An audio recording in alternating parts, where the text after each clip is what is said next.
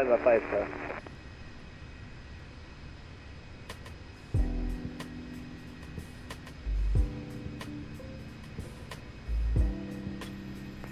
Gatwick traffic, easy 115 lining up, runway 26 left.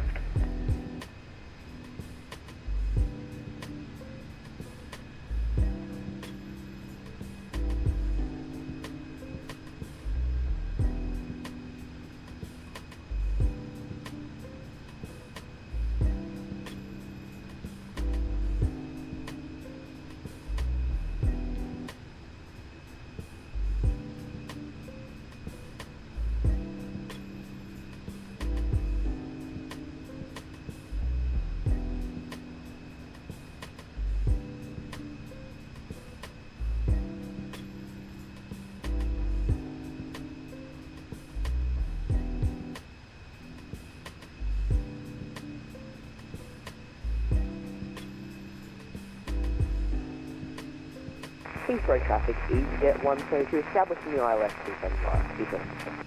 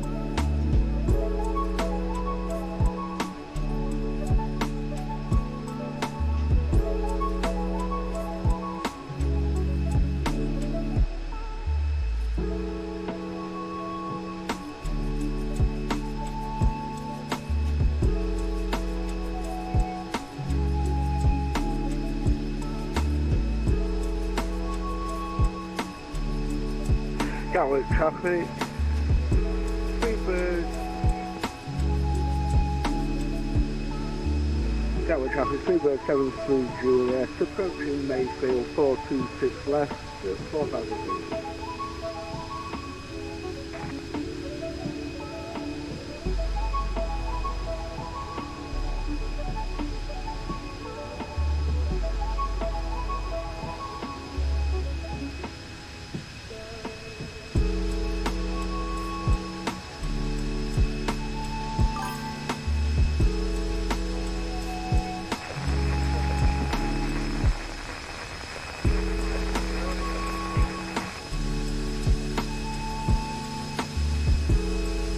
Gatwick traffic, easy 115 taking off runway 26 left.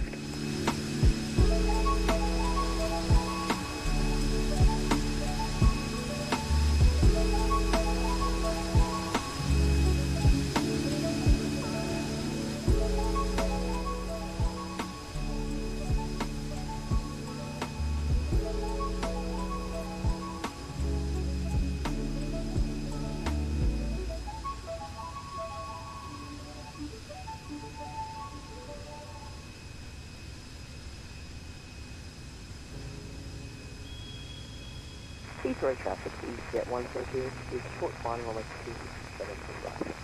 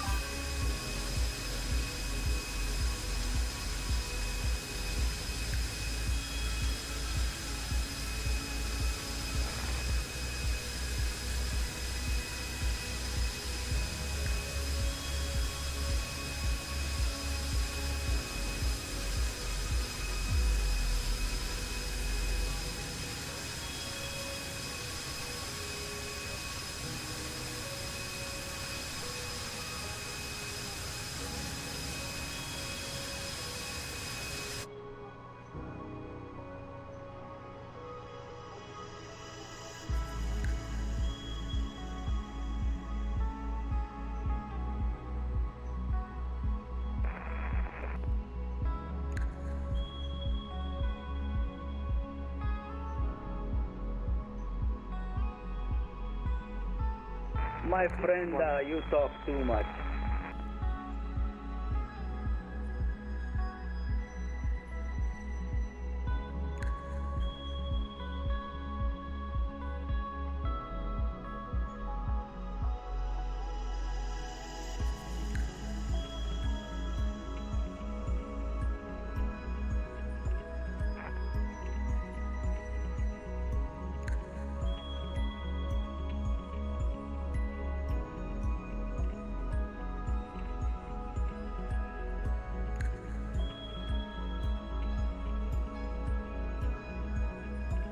Easy 160, runway 27 right, taxi to Pushback.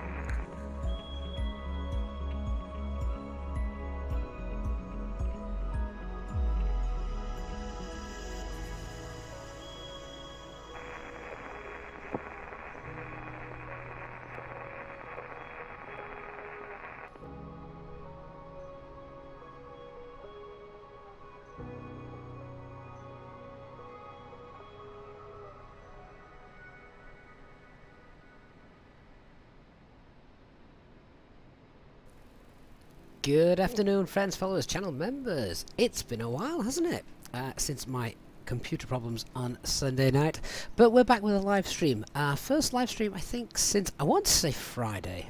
I'm not overly convinced that that is correct. Either way, we're back for a nice chilled out Wednesday afternoon, a midweek live stream. Traffic, and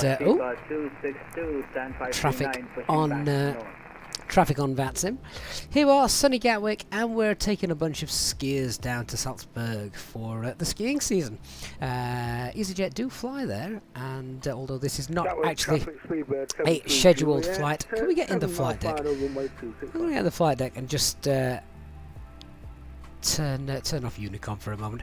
Yeah, this isn't a real current world scheduled flight, but they do fly to Salzburg from Gatwick, just not this particular one at the moment. So really glad to have you guys on board with us for this one. The operational flight plan is already pinned in the chat for those of you that are wishing to follow along and see what it is that we're doing. So good afternoon to all of you. Hey Mike, sky's the limit. Alex and Willie, great to see you. Bruno, hello. Christian, good to have you on board as well. Mark Burgess, hello. David Butler and Hyacinth. Mark, what happened Sunday? Oh, I updated the latest NVIDIA driver. Oh, that was a mistake. 3 crashed desktops in a row, so we had to call it a day because it just wasn't going to play ball. Since then, though, I've done a little bit of overhauling. We've rolled back the graphics driver. We've tweaked some settings as well, thanks to channel member Dark Fury, who's given us some great tips.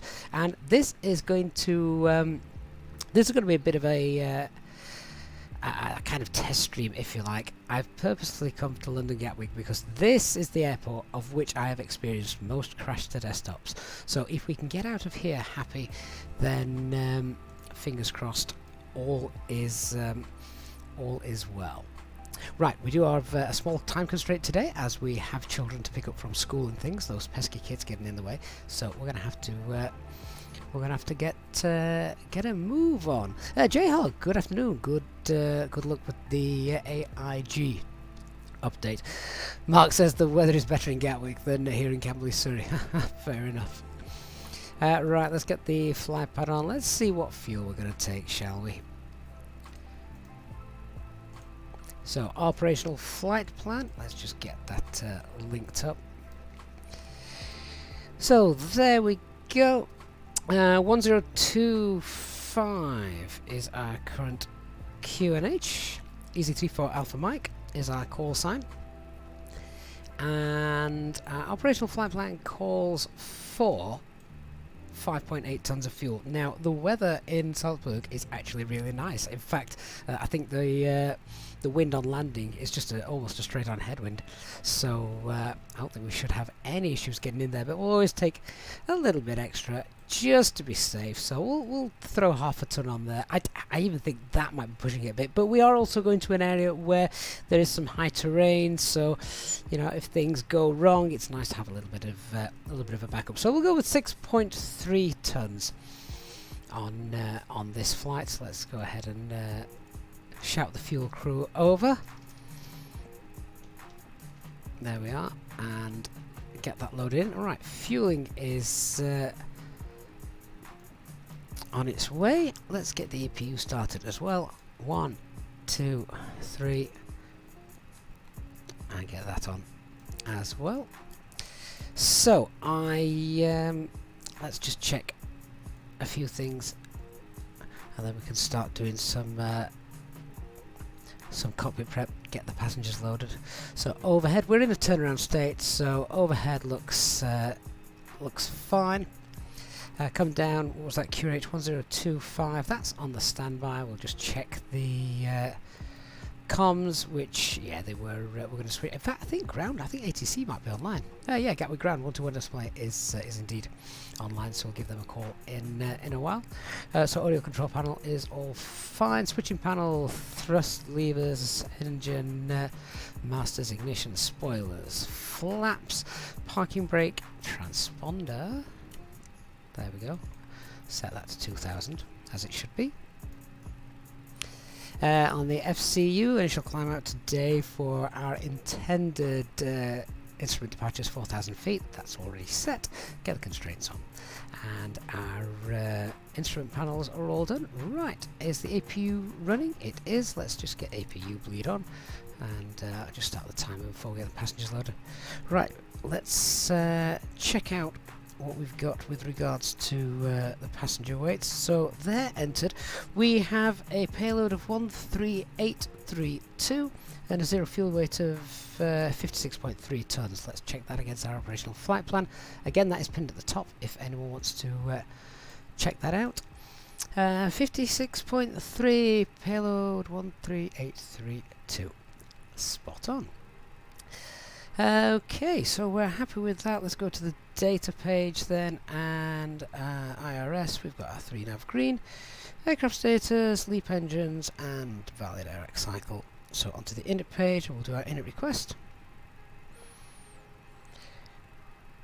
So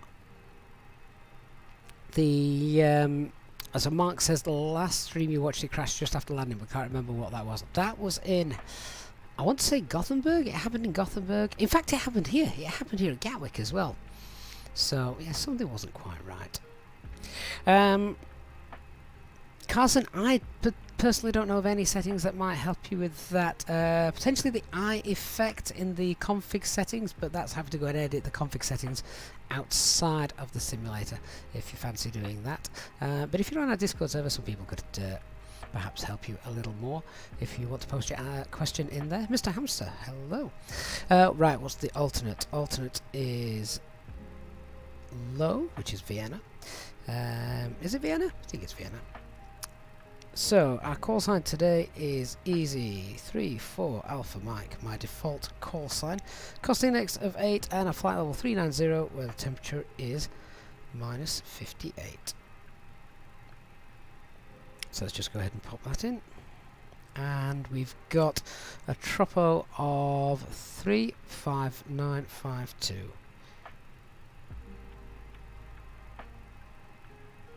Good, right. Let's get the packs on, and then we can start getting some passengers on board.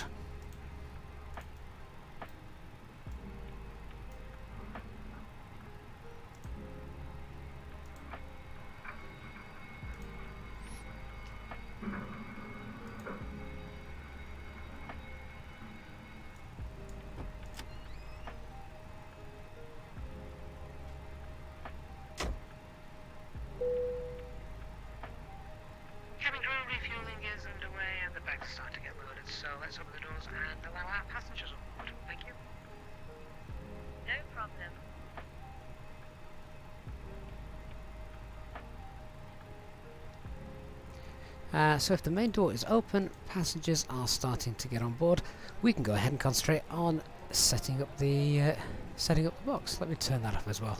Anything we can do to save frame rates at this airport. Okay, so Init A page is complete. Onto the flight plan. So we're expecting a departure from London Gatwick, runway 26 left on the MIMFO 1 mic departure. There it is. And insert. And our arrival is on runway 15, the Badit 1 Romeo. ILS 15. Badit 1 Romeo. Via Salzburg VOR. Flight plan 578 miles. What have we got? 582 on the operational flight plan. That's okay. On the RadNav page for this, don't really put anything on this one for our situational awareness. We've got Detling, which we head towards, and we've got Biggin as well, but really just the Detling is perhaps a potential just to keep in there in case it all goes wrong, and we've got an idea of where we are then.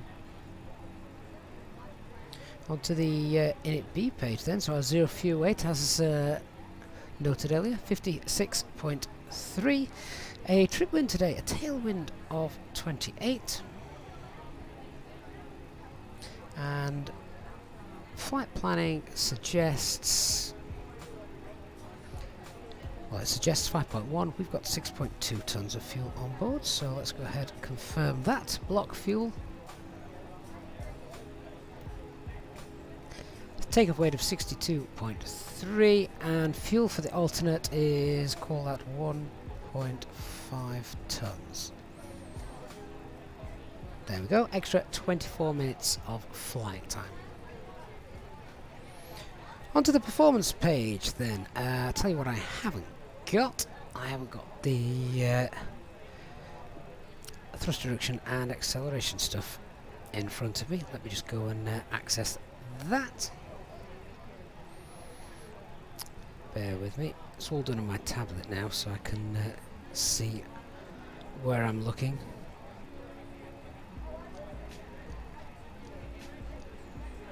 So, the thrust reduction, engine out procedure, etc. for London Gatwick. 26 left, so it should be 1196. So yeah, 1200. I'll pop that in there as well. That's close enough. That's going to be flaps 1, and those V speeds V1 129, VR 130, and V2 is 134.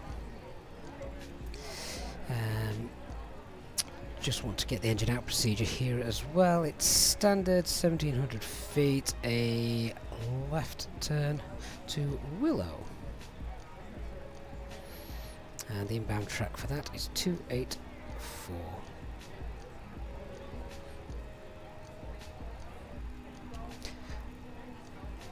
Alright, so I think that is more or less all ready for us and set up. How are we doing with the passengers? 80 passengers remaining. So, hope you're all well, guys, while we go ahead and set this up. Hey, Dark Fury! I was singing your praises at the start of the stream. Apparently you missed that, but never mind. Okay, so just having a look at how this looks. That looks really nice, and I'll explain why in a little while. I'm just going to go through the flight plan page, check for any duplicate waypoints. Yeah, so there it is. We can see MIMFO in there twice. Clear that discontinuity. Excellent. Now, is air traffic control on board? Let's just have a quick look. Yeah, 121.8, so we'll give them a call.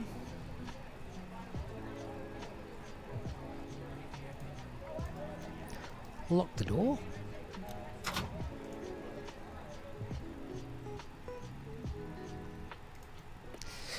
So we'll contact Gatwick ground. Where are we? Stand 105? Yeah, stand 105. Ground, jet time 1245. I will just wait for that guy to get his read back, and then Repeat call sign. we'll contact them ourselves. 1245. Jet. Is it jet time? Oh, what's going on there? Time. Is in clock time. Jet time. AFIM. Okay, I'll just put a note on that, because that iCal code comes up as new jet. But, yeah, actually that's the new one, so we can take that. That's okay, don't worry. If you're going to fly in VATSIM with a call sign that's not the norm, Ground, new jet 1245. always make sure that it's Okay, put in the jet notes 1245, so good VATSIM day. controllers know Regular exactly time what it is message. you want to be called. Ground jet time 1245 at stand 24, information Lima, Boeing 738, request IFAR to Munich. Ooh, nice flight. I think Munich have got a fly-in later today, part of their VATSIM events. New jet 1245, are you able to accept the Minfo 1 Mike departure? That's the one we're hoping to take. Info 1 Mike departure, new jet 1245, AFIM. Super, stand by. V-Bird 097, hold position. 097, hold. It's meant to be left on Lima before. Sounds Have like you got someone scenery may have just got lost. with no air bridge? That's affirmed. I'm on to Quebec. Heading for the intersection Quebec and Juliet. LSYT, is it busy on VATSIM? It's busy enough. Okay, I appreciate that that you can't taxi through a terminal if your scenery's not up to date, but you can't taxi a random way that's not been assigned. So if you continue taxi continue taxi holding point Alpha Tree, runway 26 left, Quebec, Juliet, Right, well, Papa, whilst we're Alpha waiting for November. that, I'm just going to go through, check the fuel is all balanced. Quebec, Juliet, and Papa. Pressure is good. Holding point Alpha 3, feedback 097. Let's do our before start checklist to the New line. jet 1245, you ready for clearance? So, before start checklist, Ground, New cockpit Jet preparation 1245, is we don't got completed, the signs are Minfo 1 on Mike and departure, auto. the FMC, It I is think it's checked out of 3 date. nav green, fuel quantity Okay, have you got is AdMag then, 2X-ray? 6280 and balanced. AFIRM, FMGS is AdMag 2X-ray. set and altimeter New is jet 1245, 1025. Munich, AdMag 2 X-ray departure, squawk 3260. Get to Munich via AdMag 2 X-ray departure squawk 3260. And I've just seen London controllers online. I don't know if we need to contact them, but we'll go on to New jet 71. 1245, feedback rate.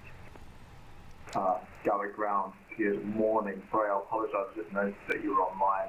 The remote was 01 stand 5 type Superjet, Superjet 100, just initiated pushback start Liverpool. Last caller, repeat call sign, no flight plan. November Hotel Whiskey 01. Base stand number again? 5. It is busy, isn't it, at Gatwick for the middle of the November day? Hotel Whiskey 01, good day. Can you just file flight plan for us and then hold position on the taxiway? Yeah, roger that. And Gatwick ground, good afternoon, easy 34 Alpha Mike stand 105, requesting IFR clearances filed, and we are type A320 Neo. Easy 34 Alpha Mike, good day, Gatwick ground. Cleared to Stuttgart, Minfo 1 Mike departure, squawk 7016. And just confirm, should be to Salzburg for easy 34 Alpha Mike. Yes, quite right, Salzburg. Thank God. Thank you. Sorry, just confirm departure 26 left, cleared via the Minfo 1 Mike, and just repeat the squawk crews, please. Easy 34 Alpha Mike. Easy 34 Alpha Mike, yeah, Minfo 1 Mike is 26 left, and the squawk 7016. Squawk 7016, easy 34 Alpha Mike. Easy 34 Alpha Mike, read that correct. Gatwick ground, oh, Speedbird let's put the right 15 one in Whiskey, good afternoon.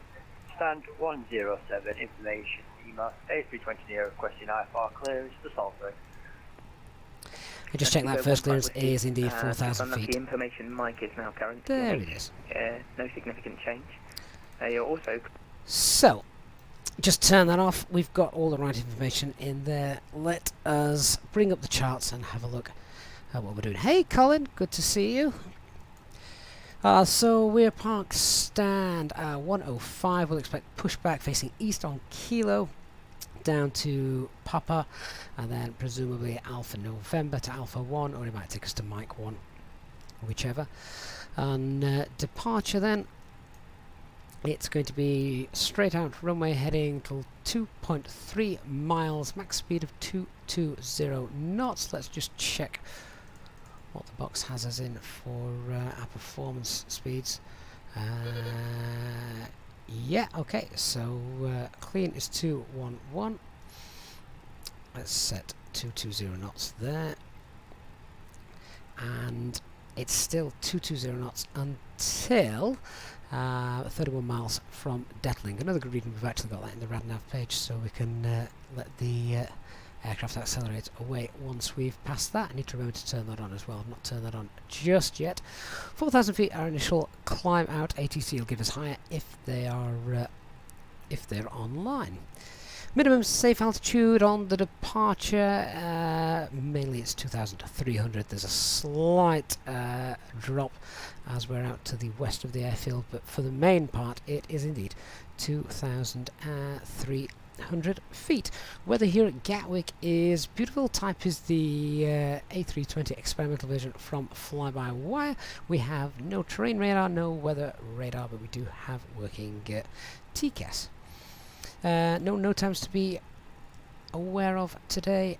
Threats here at Gatwick: we've got a low initial climb altitude and we have quite a busy airfield, so other than that, let's just pay attention. And of course the fact that I always, not always, that's perhaps going a bit too far, but I always have to double check myself on this particular junction. It's even circled as a hotspot. It's very easy to get lost, but thankfully the great scenery here at Gatwick does us some huge favours in that it is very nice and clearly marked out.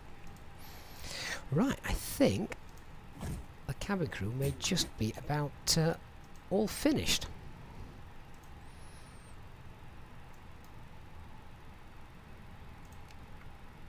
Gatwick ground on 01 board our EasyJet service. Two stations at once. Please place your large bags into the overhead locker, wheels first, and keep your small items under the seat in front of you. These include laptops, Other station handbags, calling. duty-free and loose items of clothing. Once you have safely stowed your cabin bag, please take your seat. To help us ensure a prompt departure, we would kindly ask that you keep the aisle clear, enabling all remaining customers to board. Whiskey 01, thank you. Your seatbelt can now be fastened ready for departure. Victor. This is a no smoking. Yeah, Mike 1 by Victor, Thank you just for exact observing this policy. 01. That's great, thank you. Right, I'm going to get the tug Last into station position. calling, Gatwick ground, repeat call sign. Then we'll call ground and ask for our pushback clearance.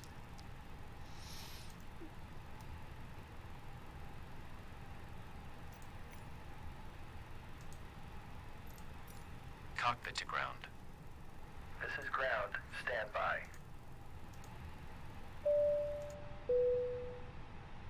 Ladies and gentlemen, on behalf of myself, the first officer, and the cabin crew, may I welcome you on board this EasyJet aircraft for your flight today.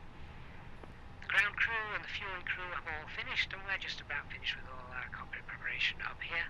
The cabin crew are making their final checks as they work through the cabin, so if you could please get yourselves sat down comfortably with your seatbelts securely fastened and give them their full attention as they begin their Okay, safe sir. journey. Stations or stations, Gatwick ground, back in 60 seconds. To our EasyJet Sim pilot members, who of course Standing are by for welcome to pushback. complimentary drinks throughout the flight. Once we reach our cruising altitude, our cabin service will commence and the cabin crew will be able to provide you with drinks, snacks and merchandise throughout the duration of the flight. Once again, I'd like to thank you for choosing to fly with EasyJet today. We'll have an update for you when we are airborne. Okay, so Gatwick ground has just gone, not offline, they're away for 60 seconds or so. We'll take this opportunity to do the emergency brief, but standard Airbus emergency brief, and it's a standard engine out procedure here. If anything goes bang after V1, then with an engine failure, we get the aircraft into the air, 12.5 degrees pitch, then follow SRS, trim out the rudder nice and straight, get autopilot on, pull this heading bug, fly straight until we hit 1,700 feet, then it's left turn to the Willow holding point.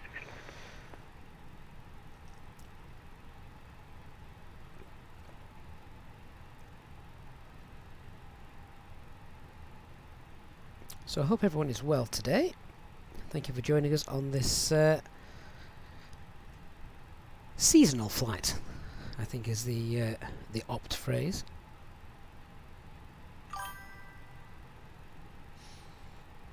Seasonal flight for skiers anyway. If I zoom out, we should see the Willow holding point on the navigation display. Will that show us? Oh, there it is. Yeah, so if anything was to go bang, we'd then take off, left turn at 1,700 feet and come and enter the Willow hold. Sets us up nicely for a return, actually straight back round to land on runway 26 left, and we are currently below the maximum landing weight. All stations, Gatwick back. And Gatwick ground EZ34 Alpha Mike, stand 105 is ready for push and start. EZ34 Alpha Mike, stand 105, push and start approved, face east. Push and start approved, facing east, EZ34 Alpha Mike. Frank WG Abbott, hello. We're now ready for taxi to runway 26 left. Beacon light on. 9019 Tango uniform, thank you. Start the timer, acupressure is set, and Juliet Papa Alpha November. Transponder to standby. Before start, checklist below the line. Windows and doors are closed and armed. Taxi to holding point. Beacon light is on. Mobile phone is on silent, and parking brake is on. Mobile phone should of course be off, but there you go. Cabin crew, please arm doors and cross check. Cockpit to ground. Go ahead. Gatwick ground, new jet We are cleared 1245. for start and push. Parking brake set. Okay, cleared for push start. Please release parking brake. Juliet 1245, after the Ryanair Parking Boeing brakes are 737-800 has passed from your right to left on Juliet, stand 24, push and start approved, face You will west. start in the sequence. After Ryanair. Okay, so just slow that down. We'll have a quick look outside. New jet 1245. Don't think there's anything in our way, is there? No. I can just see a few questions coming in the chat. If you could just wait until we're in the cruise, that would be great. Obviously, lots to concentrate on at the moment. But we've got a decent flight time today, hour and 30 minutes, so plenty of time to chat. So engine mode selected to start, and starting engine 1. Pushback roof face east. Viva 15 whiskey. APU bleed is indeed on, thank goodness. Zero Lima Charlie, 26 left. How many people have tried to start the engine, found out nothing was happening, and then saw the APU bleed was not turned on? Juliet 1 Lima Charlie, good day, welcome to Gatwick. Repeat, stand request. Ladies and gentlemen, we now ask for your attention while we take you through the safety procedures on this aircraft. A safety card Yeah, is they'll in be your free seat when you get pocket, there showing with the a short exit delay. routes, Taxi oxygen masks, via life Juliet, jackets, Quebec, and brace and position that you must adopt if you hear Juliet, Quebec. brace. My phone ringing there. brace. Maybe it's a passenger who's missed his There are flight two begging us to seat stop. exits at the rear, 4 in the middle, and 2 at the front of the cabin. Lilo, no, this is the free mod toolbar pushback. Please be aware that your nearest exit may be behind you. Monitoring Unicom 122.8. Thank you very much for your service. Portugal 1331. Your seatbelt is fastened Portugal, adjusted. nice. and released as shown. It must be fastened when the seatbelt signs are on, and we recommend that you keep it fastened at all times. If the air supply fails, masks will drop from above. Starting engine 2. Pull a mask towards you to start the oxygen. Juliet 1 Put the Lima mask Charlie, over your nose. and Oh mouth. my god, what is that noise? Hold in place with sorry, the it's strap. a ground service only, so Fire trucks are rolling. negative. Put on your own mask before helping others. If we land on water, take the life jacket from under your seat. Put it over your Captain head. Alex, this is indeed After freeway tapes Gatwick around scenery. your waist, Amazing, click isn't it? together and pull the strap to adjust. Do not inflate it inside the aircraft. When outside, inflate by pulling the toggle. If it fails to inflate or needs topping up, blow into the tube. There is a light and whistle for attracting attention. We also carry flotation aids for children. Your tray table must now be stowed, armrest down, window blinds open, and seatbelt fastened. A little late with the turn today, We tug wish you driver. a pleasant flight with EasyJet. That will do. Just go back straight so the nose wheel is straight. And we can hold that there. Okay, pushback completed. Please set your parking brake. Ryanair 19 Parking Tango brake uniform, set. no further ATC, Unicom 122.8, Startup caution, is there's one complete. We may departure disconnect. ahead, parallel on your right. Roger. Good engine start. Clear to Well, disconnect. once a Unicom, See you at the side. Have a good flight. 122.8, roger on the traffic Holding position, waiting for the visual. Ryanair Thank you and 9 up to goodbye. uniform. So we've now got a good engine start. Let's do our after start flow. So engine mode selector to normal. APU bleed is off. APU masters off. Anti-ice not required. And then we want to arm the spoilers. Check the rudder trim. Flaps 1. And then set takeoff trim. Oh, there we go. And after start checklist, anti-ice is off. ECAM status is checked. Pitch trim is 25.1. Rudder trim set 0. Let's do a flight control check. Full left. Full right. Neutral. Full up. Full down. Neutral. Rudder. Full right. Rudder. Full left. Neutral. So our pushback tug is now in the distance and out of the way. Let's get our taxi clearance. Let me just get the chart up ready for that. So what am I expecting? Kilo, Papa, and probably Alpha November. Gatwick ground, easy 34 Alpha Mike is ready for taxi. Easy 34 Alpha Mike, thank you, taxi holding point Alpha Tree, runway 26 left, Kilo, Papa, Alpha November. Taxi holding point Alpha 3 via Kilo Papa Alpha November, easy 34 Alpha Mike. Oh, we were close. Okay, taxi light coming on. Release the parking brakes. And just gently ease away.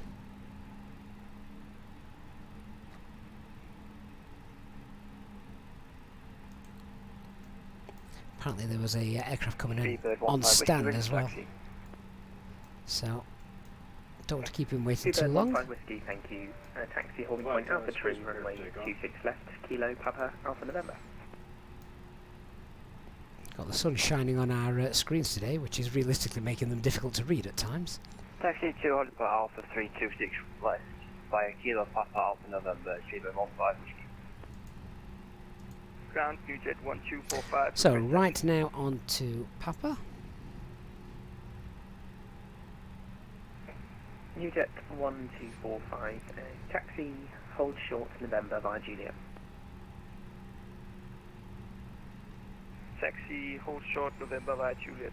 NewJet And here is where it's easy to get lost. I'm just going to slow the aircraft down a little bit while I get those turned on. So we want Alpha November. First left is Juliet. Second left is Zulu. Next one is Alpha November.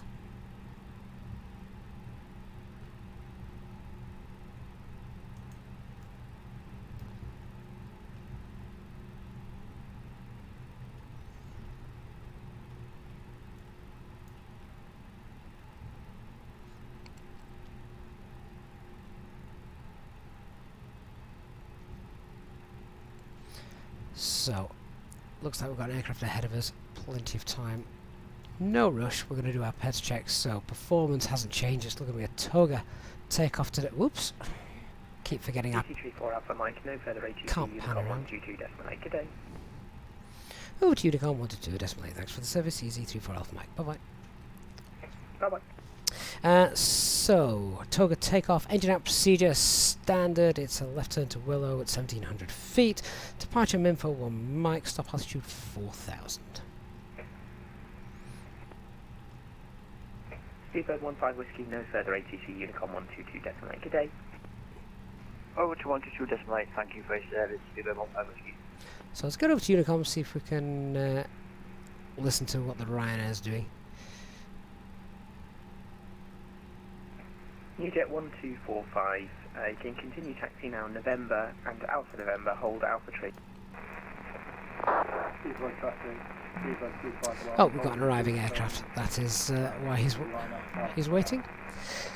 So, before takeoff, checklist to the line. Flight controllers have been checked. Departure briefing is confirmed. Flap setting config 1 is set. FMA takeoff data 129 blue. 134 magenta. Climb nav blue 152. 4000 magenta and toga. So we're just following the Ryanair.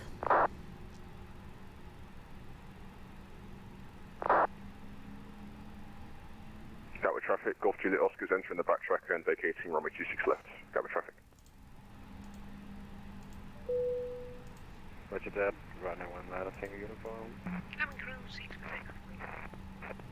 So we're holding Alpha 3, which is the stop bar line. Fact, we were told hold Alpha 3 presumably because of the Ryanair. Have we got any coming down on Alpha Sierra? Doesn't look like it.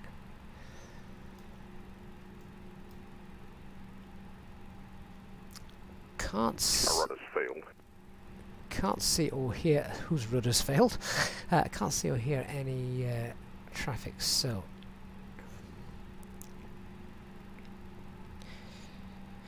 Gatwick traffic EC34 Alpha Mike will line up and wait behind the departing Ryanair 737, line up and wait behind runway 26 left.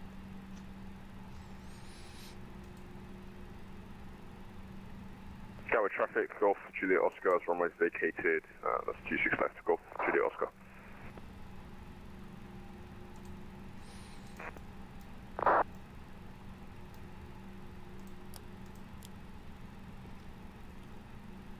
So, will the Ryanair move or has it gone tech? tech? Uniform, takeoff, runway 26 left.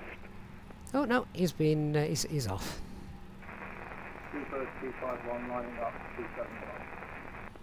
27 right, I'm guessing that's at Heathrow, not here. Okay, let's get everything turned on up here. Pack 1, Pack 2, and very important, TCAS.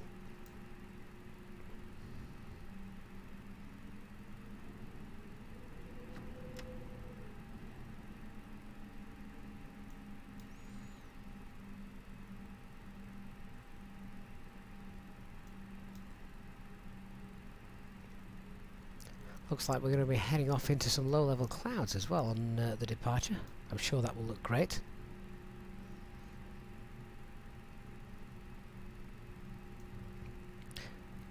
So I hope you're enjoying the flight so far. I say the flight, the taxi so far.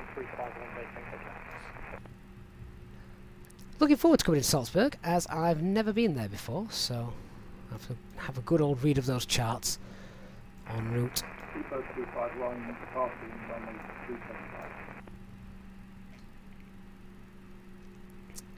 Probably do a little bit better with that taxi, couldn't we? Let's get on that centre line, shall we? Yeah, so just have a look at the navigation display. We can see we've got straight out until we get to 2.3 miles distance, which is also going to be shown down here.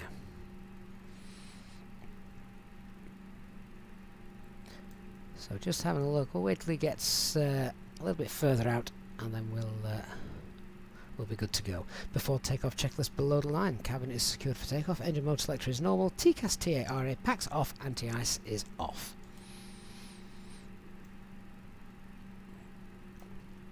Gatwick traffic EZ34 Alpha Mike, departing runway 26 left, MIM4 1 Mike departure. Gatwick traffic, speedbird 1 Okay, takeoff. Start the chrono and set 50% M1.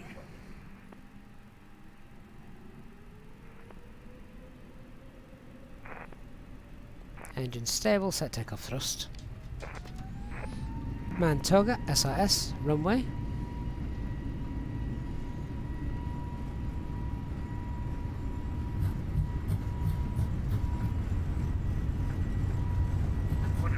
checked. V1 and rotate.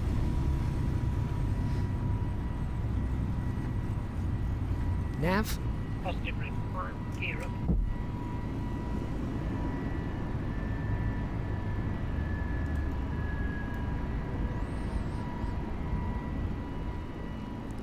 So whereas it didn't used to before until we got the experimental version, we now have a proper routing out on this departure.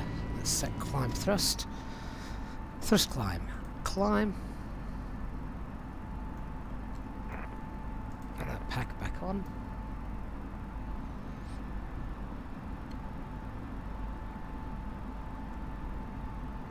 That wind coming in from the right hand side as we're flying. Okay, autopilot 1 is now engaged. Pack 2.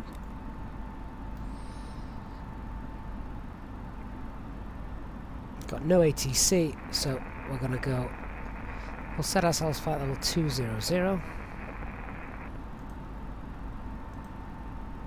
Open climb. 200 blue. Flap 0. Spoilers disarmed. Right hand turn coming up.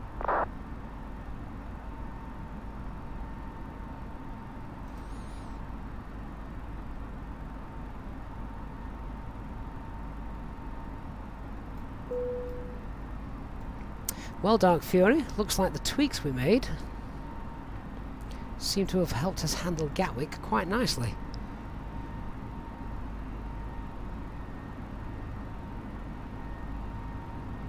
Gatwick traffic speedbird 15 was 2526 left for the info 1 Mike departure.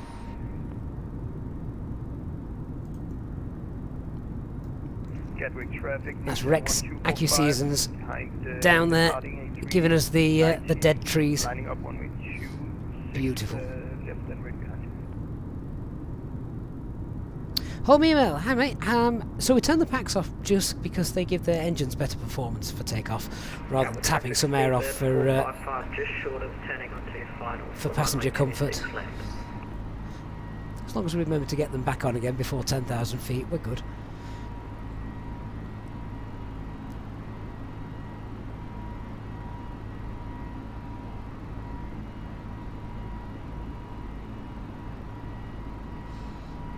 Now there's no traffic ahead of us, as you can see on the navigation display.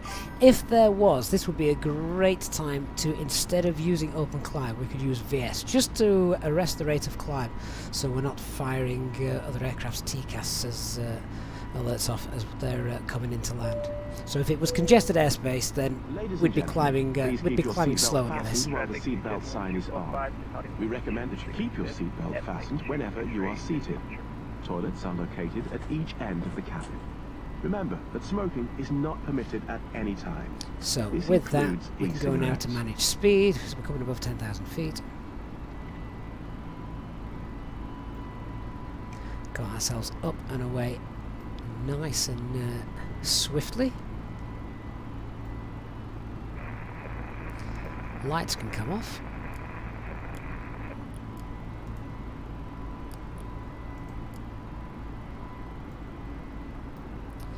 Check airports on the EFIS.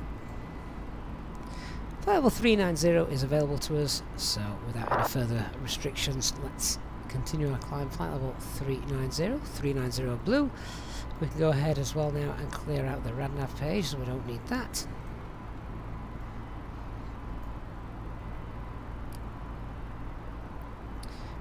And happy as well, above 10,000 feet, everything looks stable. We can release the cabin as well.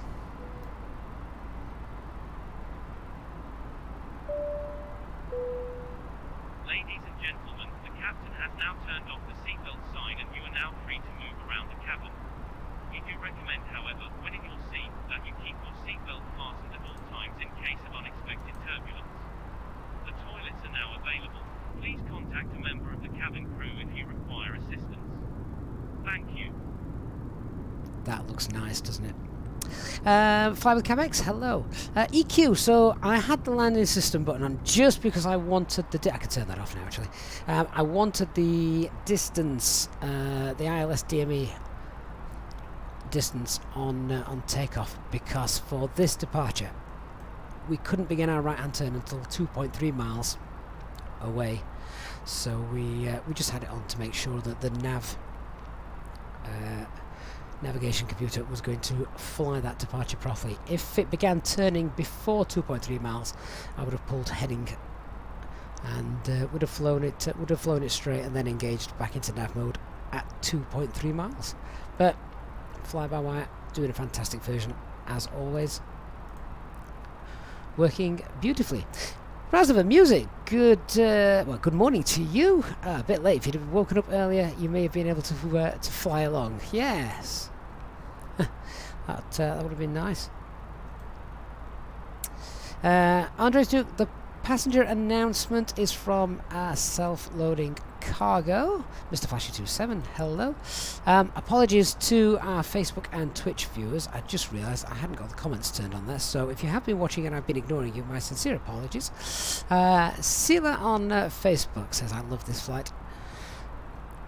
Well, hope you brought your skis.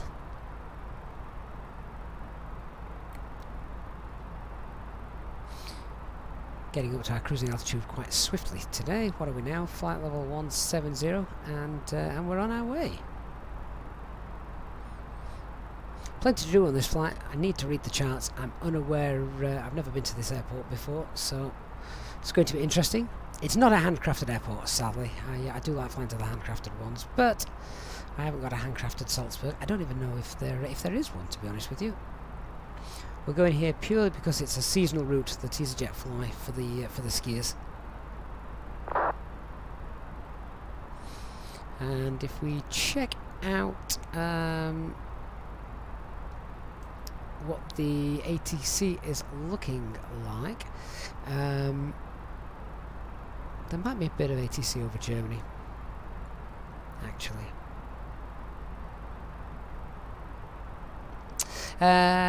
Each Jaffer on Twitch says, hello, I always turn on the APU on the taxiway when I've landed, as I do, but what's the purpose in doing so when you can get external power at the parking gate?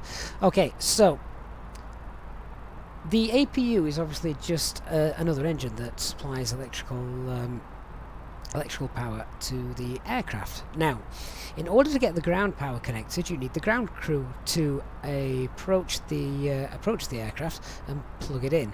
Well, they don't really want to approach the aircraft while you've got your engines running, so you've got two options. One, you can turn your engine off so it's no longer spinning, then the ground crew can approach the aircraft, but as soon as you turn that engine off, you'll lose all electrical power to your aircraft. So if you have the APU running, then that will supply the electrical bus for the aircraft, so you can shut the engines down. The ground crew can then approach the aircraft, plug in the external power, and away you go. And then normally you would turn the APU off. However, at the moment you want bleed air running through the cabin whenever you've got passengers on the aircraft. That's just for COVID reasons. So the APU at the moment is running a lot more than it did in the past. Johnny says the RNAV 33, please. I know. I don't think the winds are favouring that, I'm afraid. So I think it's going to be runway 15.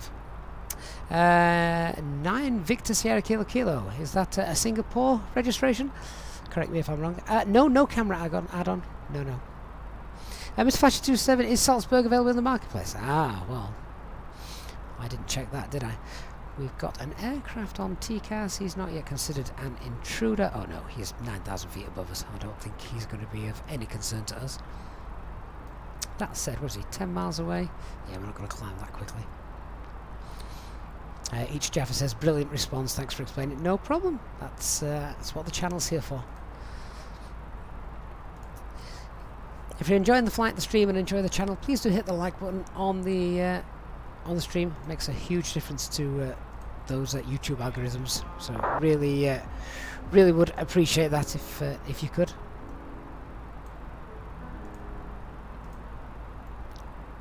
So now we're just going to monitor things as we climb up to cruise. Once we get to cruise, I think I need to nip back to the galley. Too much tea this morning.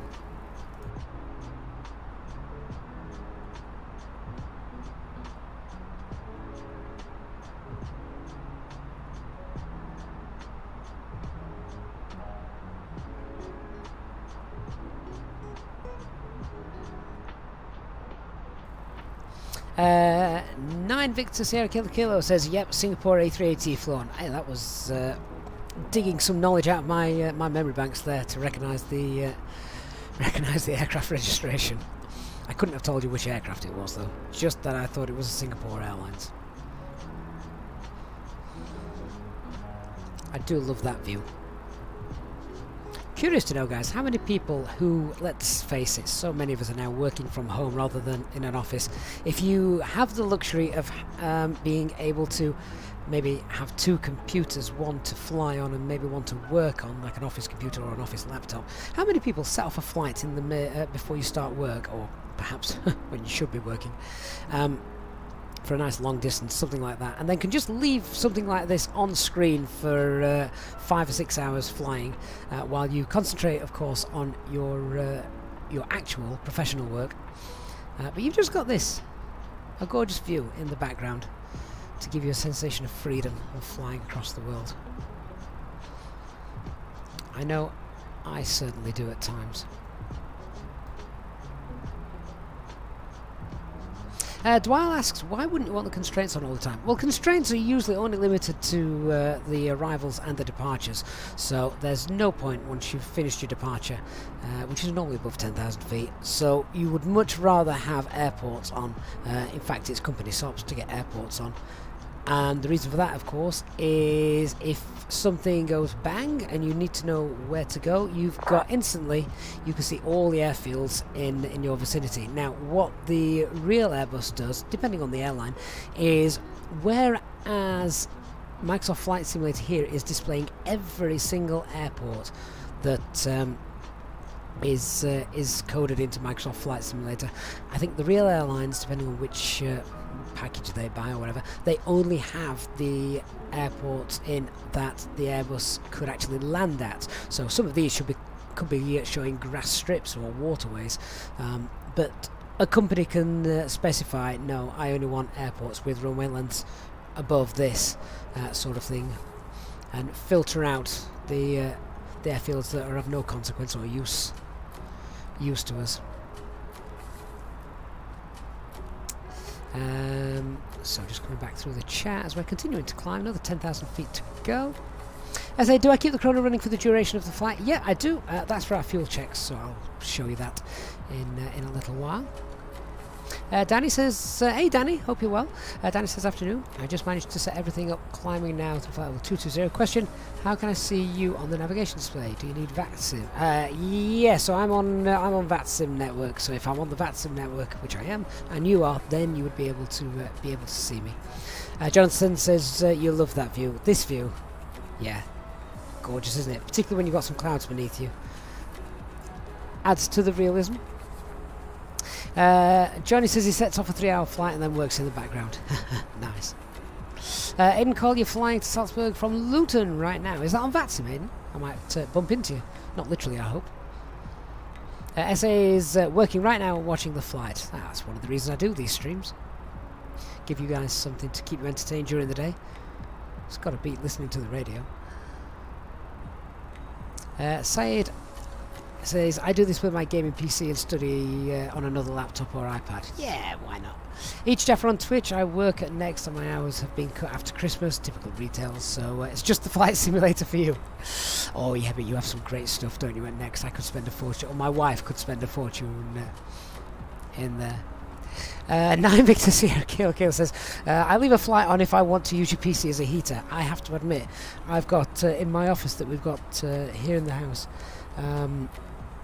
because it was sort of like we basically split the garage in half, so the back end of the garage is now my office. It is plenty big enough, it's fine, but we opted not to have a radiator installed because I've got lots of electronics equipment, such as like the PCs, printer and things like that, so it gets warm enough anyway during its general day-to-day use. But I do have a fan heater, and ever since Microsoft Flight Simulator 2020 came out, I'm not really using that fan heater so much.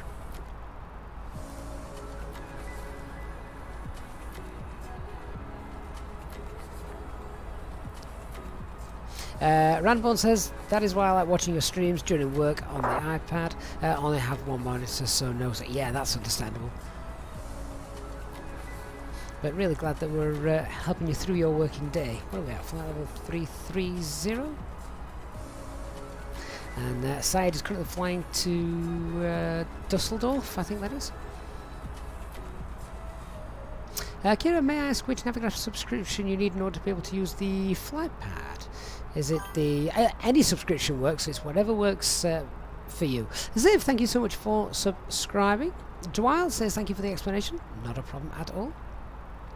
Swag my dad bought me a pilot logbook for either a late Christmas present or early birthday present, because your birthday's in February 9th. Do I have any tips? Yeah, now you've actually got a logbook. Make sure you're already in a better place than most people who fly with the virtual one on Microsoft Flight Simulator, because presumably you won't lose any of the pages out of it, which updates tend to do for some people.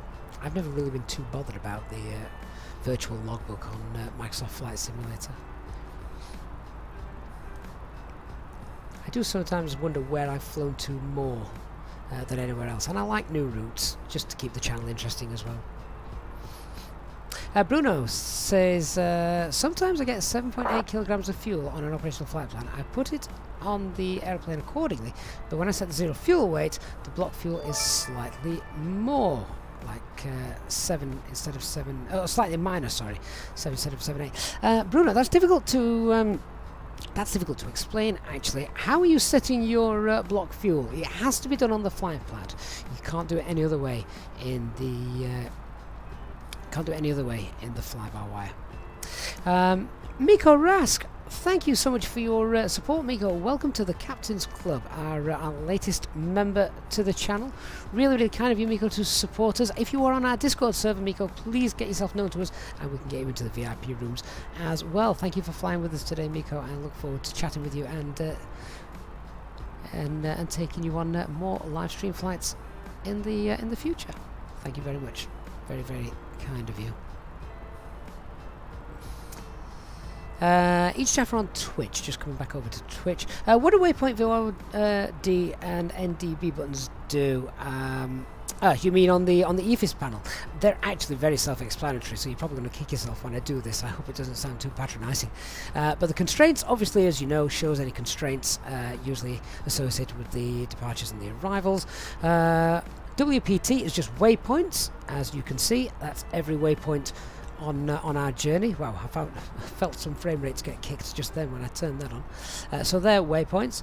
VORs are indeed VORs that you can use. So we're talking real raw data stuff. I don't think I've ever used any of these at all, because normally if you're using a VOR, chances are you're flying to it, except if in some parts of the world when perhaps the VOR is not situated along your flight path, but you're using it for a non-precision approach. NDBs are indeed NDBs. They're not really used very much anymore either, not in popular parts of the world like Europe, where we've got loads and loads of airways and intersections and things, and of course airports is airports. Aiden Cole says, not on VATSIM right now, been meaning to get it set up though. Oh, do it, Aiden. It's adds a whole nother level of realism to your flights. Laurie says, love the streams, they're keeping me sane at the moment. Living in a caravan and looking for a house. Haven't played Microsoft Flight Simulator since September. Not looking forward to all the updates. So Laurie, when you get your house, first thing you do, forget about moving in the sofa and the kettle. Set the PC up and just set it downloading, because it could take you 4 days. By the time it's finished downloaded, your house will be sorted. Johnny, have you seen the fresh feature you've just discovered on the EFB? Fresh feature? May need to elaborate on that, Johnny. It's not something I'm aware of. A fresh feature. Tiger says PC is like an electrical heater, only you can be productive with it at the same time. Well, quite right. I'm saving a fortune on heating at the moment by playing Microsoft Flight Simulator. Helm says you're watching multi-screen on your desktop. Charts, VATSPy, route, Sky Vector and all. Past dinner time here in Malaysia. Oh yes! Goodness knows what time it is. It is just there. Swag I'm just 13, so can't use it for in real life, so you plan on using it on X-Plane.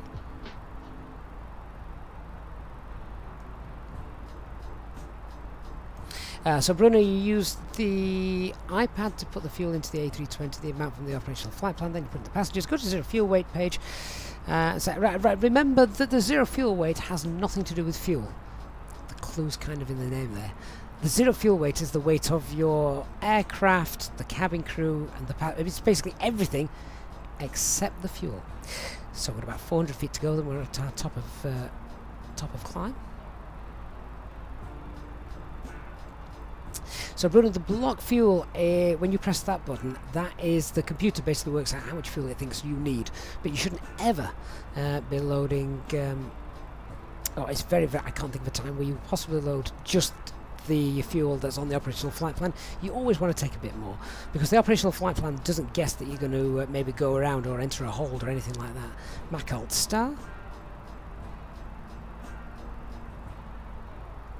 Jen says you can change the departure and arrival to check METARs in the EFB now. Oh, can you? Oh, nice. And there's Alt Cruise.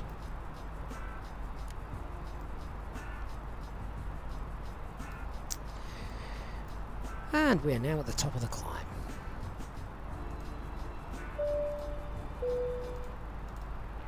Ladies and gentlemen, from the flight deck once again, just to let you know that we've reached our cruising altitude for today and we are not anticipating any major delays or bad weather ahead, so we should be arriving on time as planned. The cabin crew will now start to make their way around the aircraft, so please make sure that the aisles are clear of any items you may have, and I invite you to sit back, relax, and enjoy the flight. A reminder that our EasyJet Sim pilot members are able to take advantage of free drinks throughout the duration of the flight. Thank you, and we shall have an update for you shortly.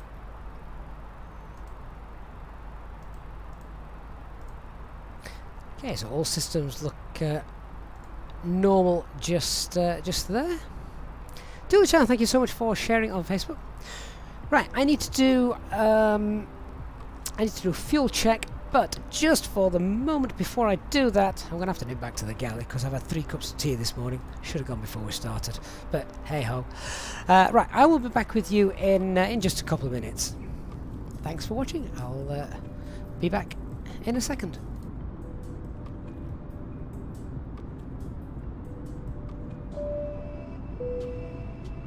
In just a few moments, we'll commence our in-flight service, offering you the chance to purchase a selection of hot beverages, together with drinks and snacks from the bar. We accept payment in pounds, euros, most major currencies, and debit or credit cards.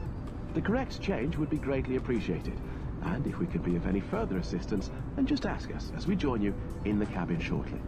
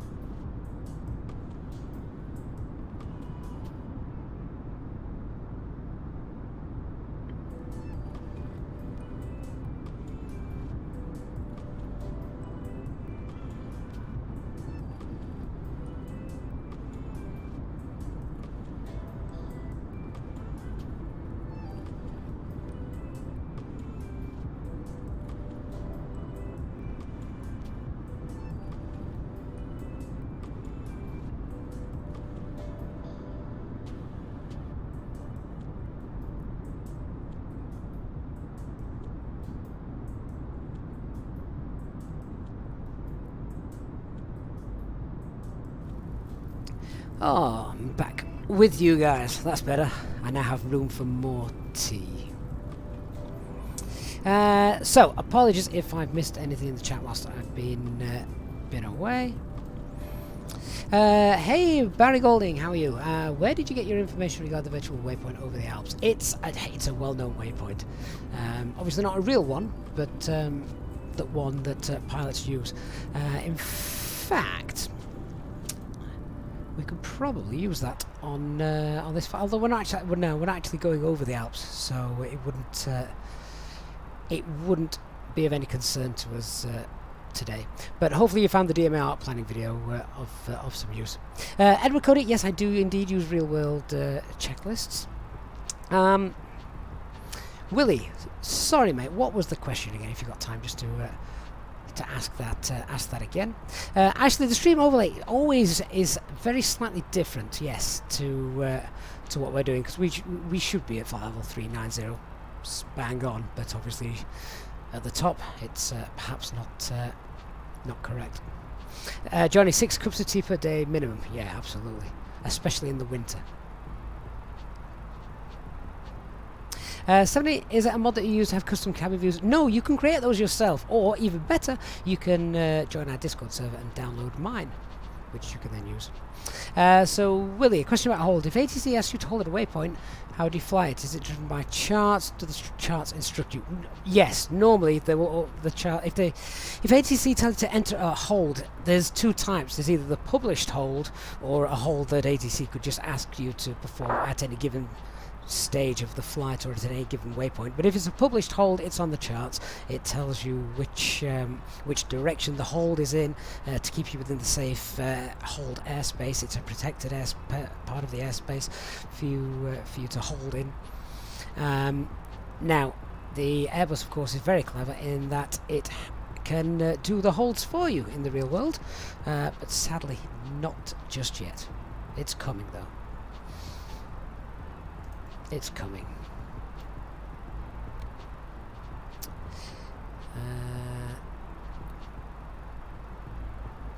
So we'll do our fuel check in around 14 minutes. Looking at that, we'll see how much fuel we should have at Matug. So let's put this time to good use then. As I said a little bit earlier on, I've never been to Salzburg before, so let's have a look how we're going to be. How we're going to be doing this. So we are going to be coming in via let's have a look, where's my operational flight plan? We're coming in on via Badit, which is here.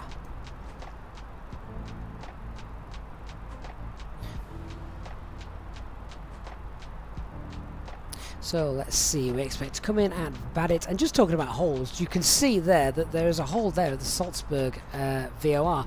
So if ATC said, right, hold at the Salzburg VOR, then or fly the published hold at Salzburg VOR, we'd come in down, and after passing Salzburg, we'd then turn to fly heading 355, time that for 1 minute, then after 1 minute turn back to fly 175, and we'd just keep doing that until ATC cleared us to carry on.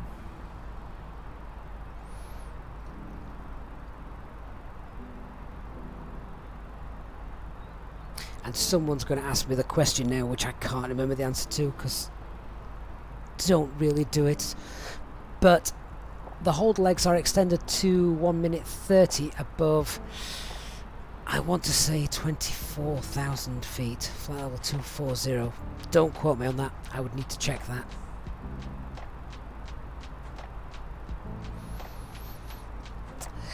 that. So after Salzburg then, what happens? After Salzburg, we very soon hit the localizer. Platform altitude 4,000 feet. Oh, right, okay, so we are looking then to be green dot for Salzburg, flaps 1 leaving Salzburg, and then flaps 2 with the glider. That's actually nice. That is a straight in approach. I like that. Alex, yeah, 1 minute leg standard in the EU.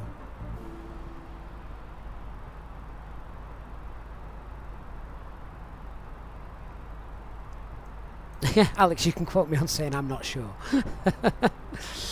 Yeah, that's quite nice. Right, in that case then, 4,000 feet at Salzburg. Let's work out where our top of descent is going to be then, shall we? Andrew Pell, the crank on the engines are they used? No. They're used on the ground by the engineers. It's used to get rid. It's usually if you've had a problem with one of the engines after you've returned, they use that to get rid of any leftover unburnt oil or anything like that. So let's go to our fixers page. Pop in. We can get rid of Willow. We're not using that. Sierra Bravo Golf, which is the Salzburg VOR. 344 miles away.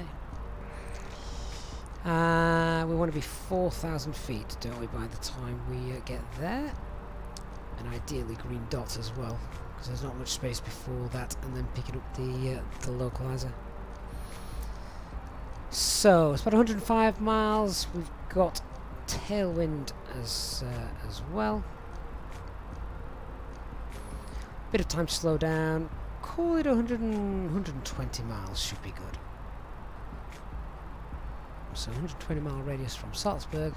Let's check now. There it is. Has our top of descent all sorted. We're getting ahead of the game nice and early today.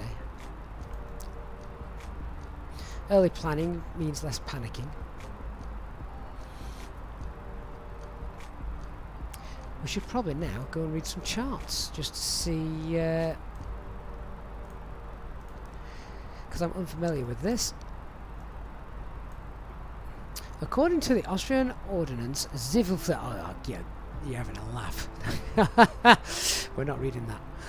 It's not going to be low visibility procedures. That's fine. Transponder operators show aircraft transponders are able to operate when aircraft is on the ground. Yada yada yada. That's fine. Holding procedure at runway holding points. That's okay. Runway operations. Reduce runway operation. Yeah. Weather's good. We don't need to worry about that. Departing aircraft. Wake turbulence. Taxi procedures. To meet required wingtip clearance, follow strictly the taxi guidelines. Code F operation. No. Parking information. Stands November 1 through November 4 is available for commercial aircraft. True wind conditions with a wind speed of 6 knots or less, jet aircraft 757 with wake turbines category heavy are expected runway 15 for approach and landing. Exceptions for operational reasons only. Peter says the STD signal does not blink anymore when you reach transition level. Does mine as well? I wouldn't know. If I see that blinking, it means I've forgotten to do something. So the less I see that blinking, the better. J-Hug, what is my ETA time? You sat at the end of the runway observing incoming traffic. According to the flight plan, 14:37 Zulu time. So what's that, about 50 minutes? Which is good. My lad's not going to be left at the school gate. Speed restrictions. Following restriction applies on Saturdays during the ski charter season. Oh, that's probably when he's actually fly this, on Saturdays. Arriving IFR flights which are not able to comply with 160 knots to 5 miles. Yeah, okay. Runway 15, not doing Cat 2, Cat 3. We're not flying between those hours, so that's okay. Right, here's when we got the important stuff. Taxi. When vacating runway 15 via Foxtrot, taxiway headline has to be followed and runway end lights and runway end markings may be disregarded. Okay, nothing too much there. Right, so actually, that's not there's not too much in there. So a brief time I want to do the arrival. Let's just have a look. Where is taxiway Foxtrot? Ah, it's right at the end, isn't it? Didn't read anything that said we couldn't take Echo, so possibility of that as well. 2,750 meters, so we're going to be vacating left on Echo or Fox. And right, okay, so East Apron looks like we will be... probably not going to get onto Delta. Sorry, vacating right, not left. Vacating right onto Foxtrot. Looking at that, I'm just seeing there's a one-way arrow there. So we are going to have to go all the way to the end, backtrack on Foxtrot.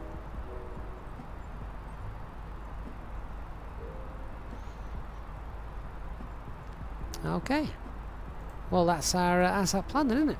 So we've got our top of descent sorted. We are going to be 4,000 feet at Salzburg. I want to be 4,000 feet and green dot at Salzburg. On leaving Salzburg, flaps 1, intercept the localizer, flaps 2 with the glide, come down, roll to the end of the runway, vacate right on Fox, and then we can enter the apron and park somewhere in front of the terminal.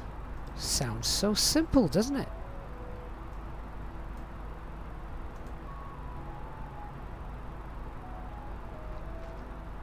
Helm says ATC is pretty quiet now, right now. I suppose it would be in the middle of the day on a Wednesday.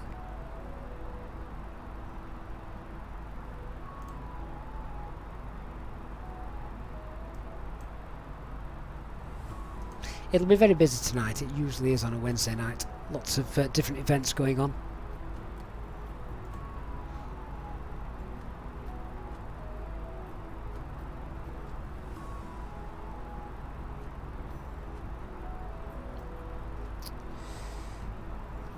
As well as doing that, of course, let's check the fuel check now at where is it? Matug. So how long have we been flying for? 37 minutes. So at Matug we should have got let me see, what did we take in the end? So we took around 700 kilograms extra, so we should have about 4.1. Oh, 300 kilograms extra. Nice. Actually, we're on Unicom. There's just no traffic around. Very quiet. Except for my phone, which I keep forgetting to put on silent.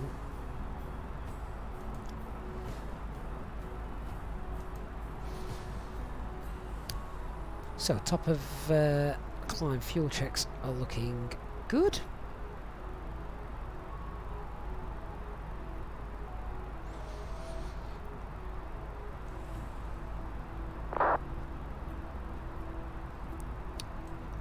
And if we just have a look at the flight routing for today as well, because I don't think I've shown you that just yet. Just clear all this down so you can see. There is our routing today. So we can go and get a couple of en route weathers as well. So let's see as we as I look at that. I'm going to go down here on the route 2. We'll get weather requests then for let's go with Frankfurt, which is Echo Delta Delta Fox, and we can also have a look at Munich.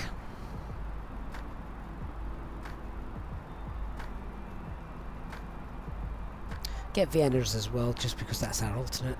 And of course, let's see what's actually happening in Salzburg. So I'm going to send those off. That's done. Expect a little ECAM message in a moment.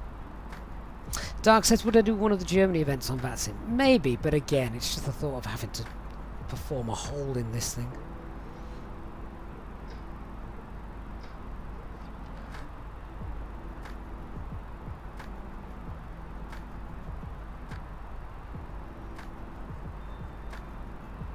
There it is. So, what have we got?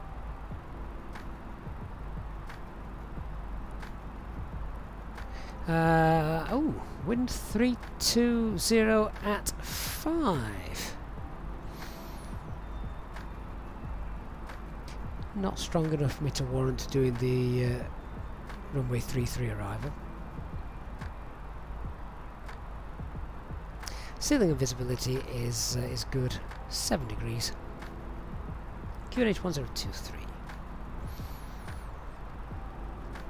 And then just looking at the en route weathers, we've got Dusseldorf, light drizzle, winds are okay, 800 meters. Vienna, ceiling and visibility is fine, again weather is good. And Munich, ceiling and visibility is fine, should be a nice clear approach today as we're coming in.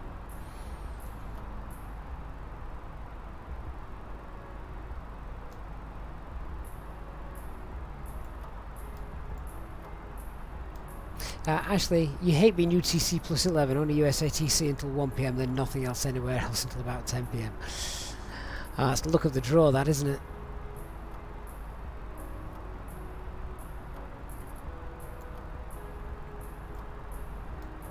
Interestingly enough, let's just bring up the information on the approach to runway 33.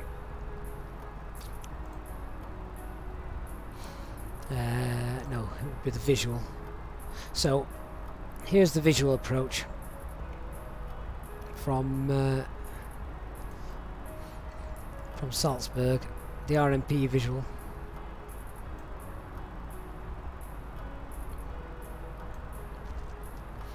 That looks like fun, doesn't it? There's the visual manual flying sector.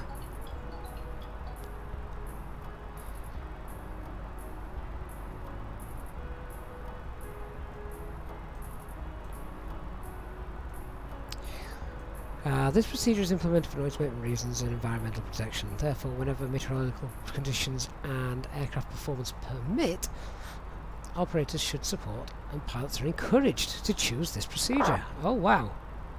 The normal track is based on a 3-degree glide slope from Whiskey Sierra 834 to touchdown. After 835, procedure is continued as a visual segment. The turn inside this visual segment may also be coded as the RF leg. RF capability is not a requirement to fly this procedure, but operators may use this RF coding to obtain an accurate turn during the visual segment. Oh, that's interesting.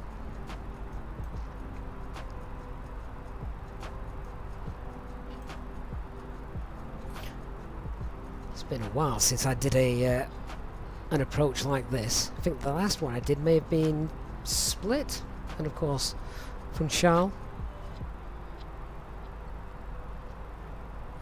But aircraft are encouraged. Obviously the larger, heavier aircraft, as we read in the charts a little bit earlier on, said no. Let's have a little look just to see what it would look like if we selected that and coded that in. So in fact, if I just go to the plan mode, let's see what our approach is looking like anyway.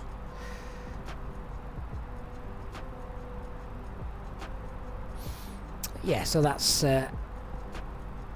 straight in, that's looking fine. I've got 2 Sierra Bravo Golfs there, that's not right. So if we, what's the option here for the arrival? It would be the RMP Visual Victor, runway 33. RNAV 33 Victor. The star is still the Barrier 1 Romeo.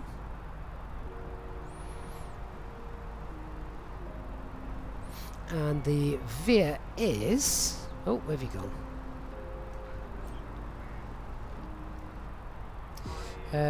Whiskey Sierra, is it 831? Yeah, that's the initial approach fix. Alright, let's insert that, see what we get.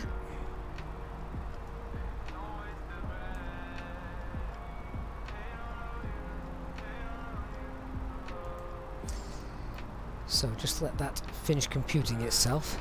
Let that line turn green. We'll have a look at that, what that looks like. Rise of the Music, you flew into Gatwick the other day. It was honestly kind of hard to stay on the descent profile. They keep you pretty high, presumably because of Heathrow traffic. Well, you've got Heathrow, and of course you've got the departures out of Gatwick as well. So, what does that look like? Oh, wow. Huh. So I'm just checking that on the chart next to it. So we've got A31, A33, A34, A35, and then 836. It's then it's all visual, isn't it? Oh, actually, it's visual from 835. Yeah.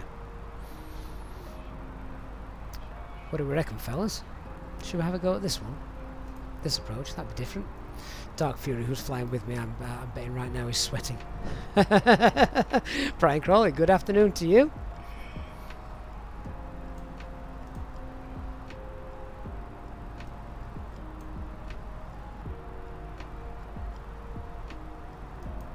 Helmut says, one question on fuel planning. Say you took an additional 2 tons on top of your planned block fuel. Where's it going to be allocated? Final reserve or contingency? When you take an extra couple of tons, the chances are that you're not, unless you're planning on tankering fuel, you're not putting those on the operational flight plan. They're just additional, which you're loading in anyway. So it doesn't get allocated on your operational flight plan anywhere, so to speak.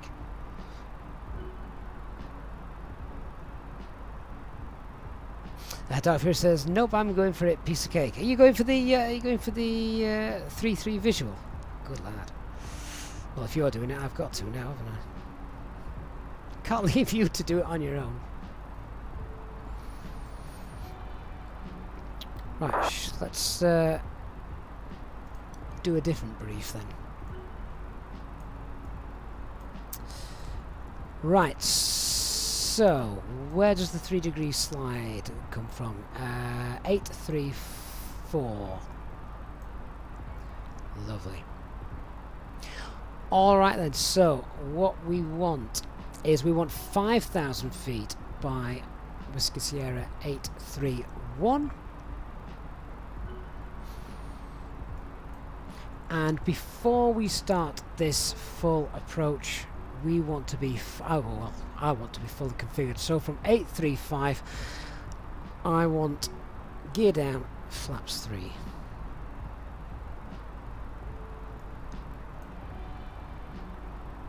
Yeah, gear down, flaps 3. The missed approach point as well is Whiskey Sierra 835. That is the missed approach point. So if anything goes wrong, that's why we bail out. 507 for Cape runway 25 left, Mike 27. Turn right 185 knots to 831 and hold. 831 is very close to the Salzburg VOR, isn't it?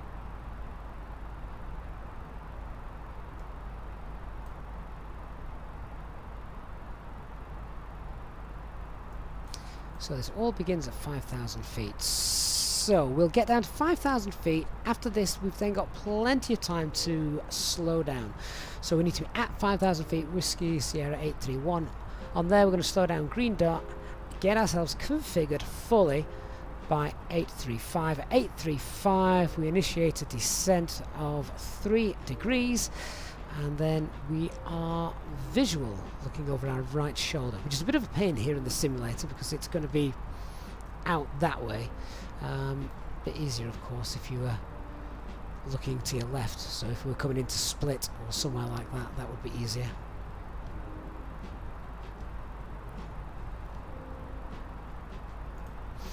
Oh, well, this stream just got a heck of a lot more exciting.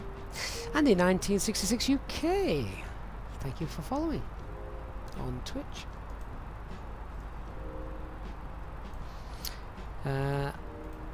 Changing the brief to our taxi after landing then. It's either going to be Bravo or, if we're very, very lucky, Charlie. But I doubt that.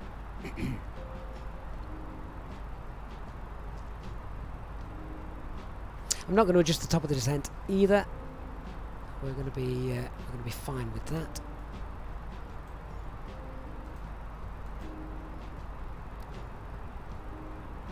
Top of descent is about 80 miles.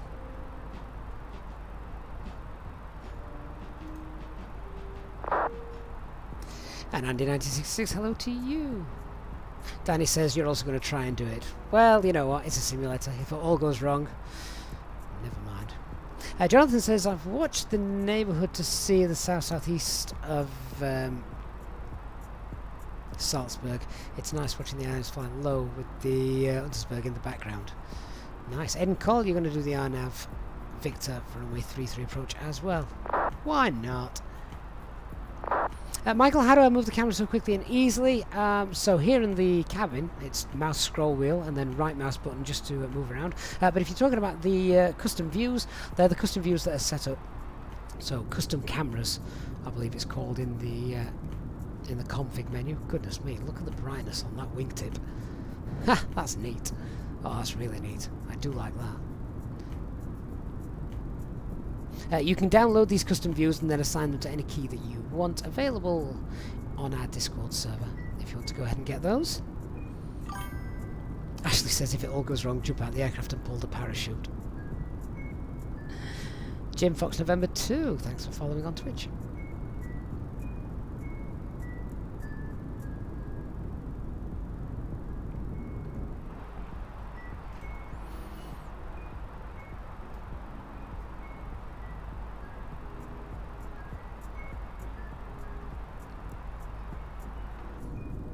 Lots of clouds down around us today, aren't there?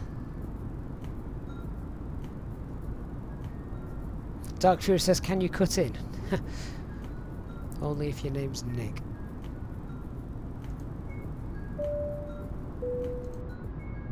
In just a few moments, we'll commence our in-flight service, offering you the chance to purchase from our selection of fresh food available today.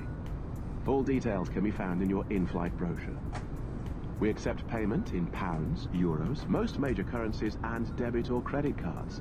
The correct change would be greatly appreciated, and if we could be of any further assistance, then just ask us as we join you in the cabin shortly.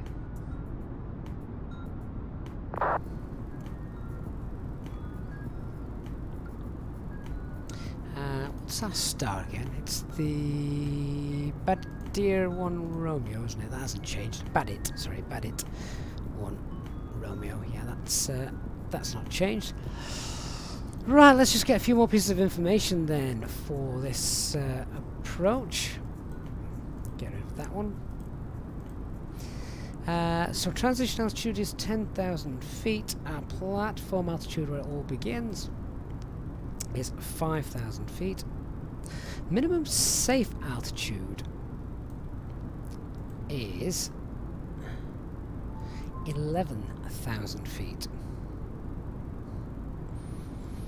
And for this, we need a minimum. We've got a minimum descent height of 3980. What was the weather? Was ceiling and visibility okay? Let's double check. What was the information that we got?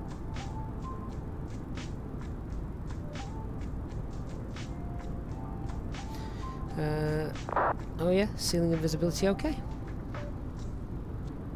Tiger, it's self-loading cargo for that. So visibility is 5,000 meters. Yeah, well above that, so we should be all right. Airport elevation is 1411. Missed approach is up to 6,000 feet.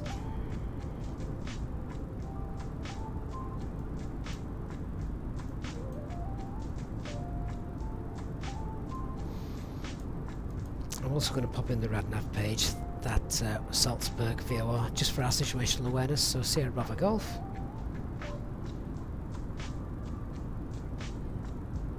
Which is 156 miles away.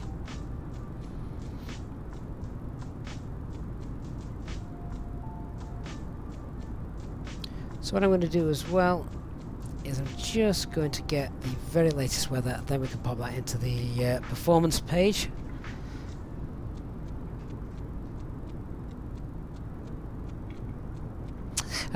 Jim Fox November 2 on Twitch says, when using Navigraph you're so lost. You'll like to be a pilot one day, but these things have you confused. Once you learn what it is they're actually telling you, and spend time, some of the charts look very confusing. I mean, the chart that I'm using for this approach is one of the more confusing ones.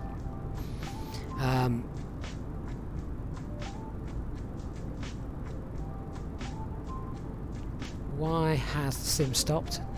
Oh god. Oof. Oh, don't do that to me. My heart was pounding there. Maybe it was just loading a little bit of the rainbow. Did you see that down there, Jen? Just keep an eye out down here. Might be a little rainbow coming back. So latest weather is indeed wind 320 at 5. QNH 1023. And the temperature is +7. Danny says this approach is really beautiful. You've done it in real life, but not as pilot, of course.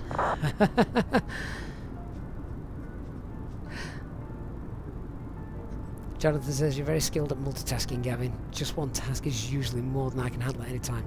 Well, when you've got the 4 kids, you kind of have to just learn to run with it. Matt Warren says, great to be able to make a stream this morning. Just finished your first long haul flight, Vegas to Heathrow, 9 hours 35 minutes. That sounds awesome.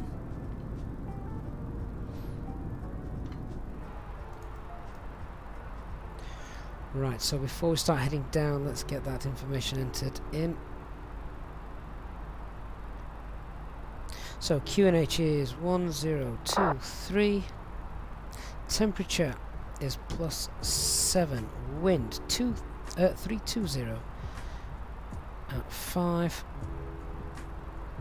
Transition altitude is 10,000 feet.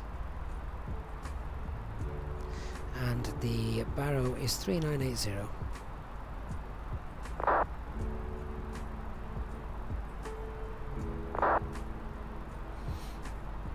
All done.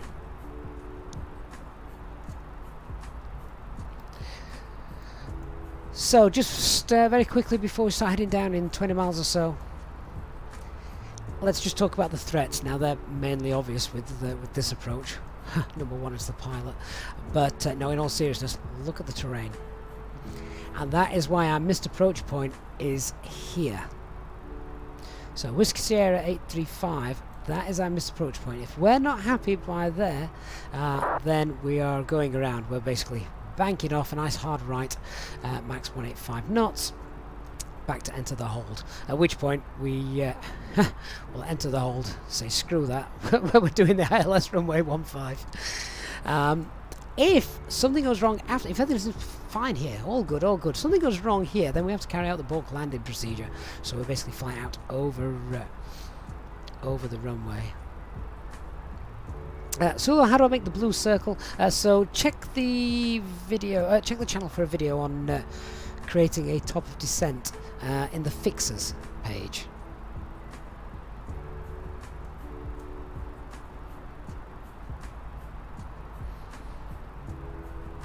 It's going to be very interesting. Very scenic approach, I'm sure. Very scenic approach. And the clouds are indeed clearing for us, which is exactly what we want.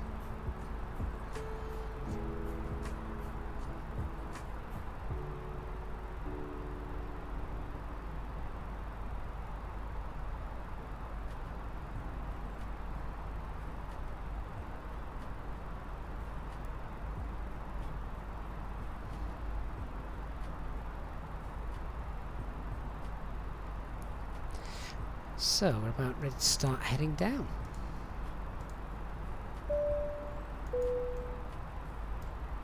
Ladies and gentlemen, from the flight deck once again, you will be delighted to hear that we will shortly be starting our descent into our destination, at which point the cabin crew will start preparing for our arrival.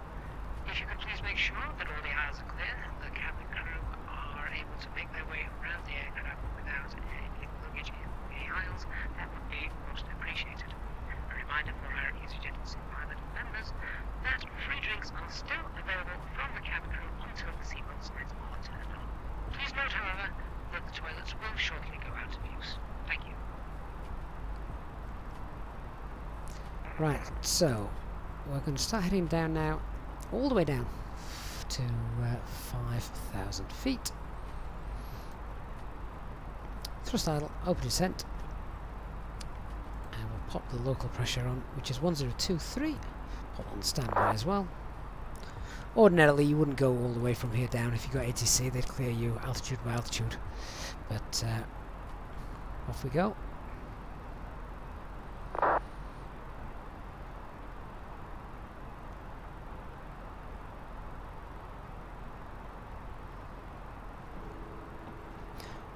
So things to note for a visual approach. So autopilot and flight directors need to be turned off. Must remember to turn those flight directors off. Making sure the auto thrust is in speed mode.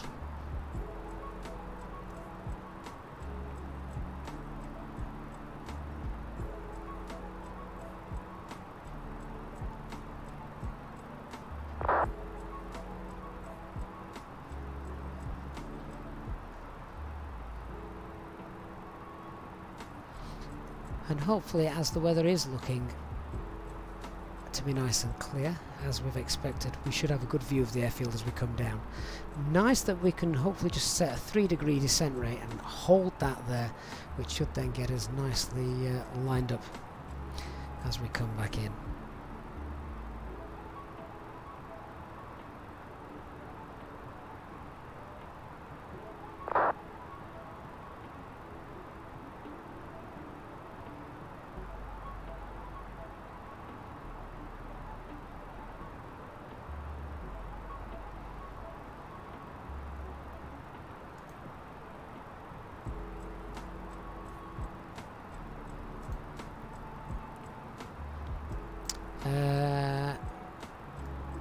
Oh, for a minute I thought ATC had come online. It's not. It's Vienna ATC that's online.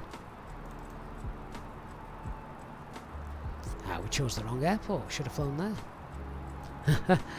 Although, I think this is perhaps a little more exciting for those of you watching. Aidan Cole says you're now at 5,000 feet and the weather is clear. Good.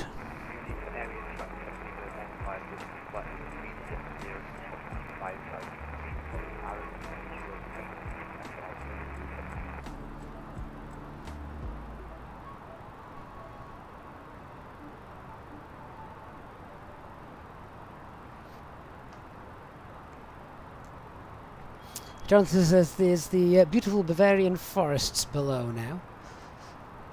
Interesting to see what they look like. Oh, Dog Fury crashed to desktop. Never. Ah.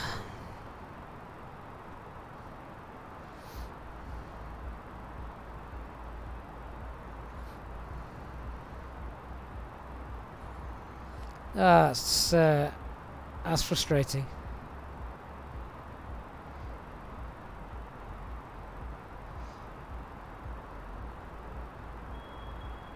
Let's hope I don't follow suit. Wonder what could have been causing that.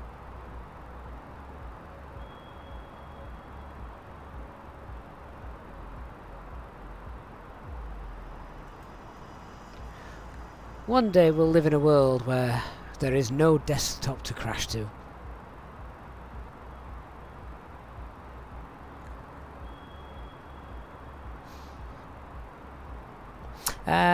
Frank says, hi, I mentioned in an earlier stream that you kept very few folders in the community folder. Do you want to load those that I need for the flight? That is correct, Frank. Yeah. So there's a few things that are always in there, like the ACU seasons, obviously the fly-by-wire, toolbar pushback, the Rex textures for airports and such. But yeah. Very few in there. The only airport I had in today was Gatwick, of course.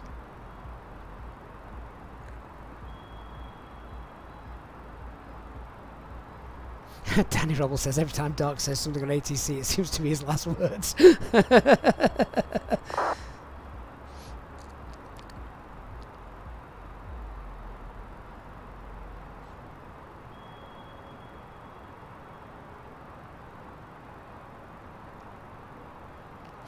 Blizzard Extreme on Twitch says you flew from Heathrow to JFK, 30 minutes from land and the game crashed. You haven't played since. Don't let it put you off.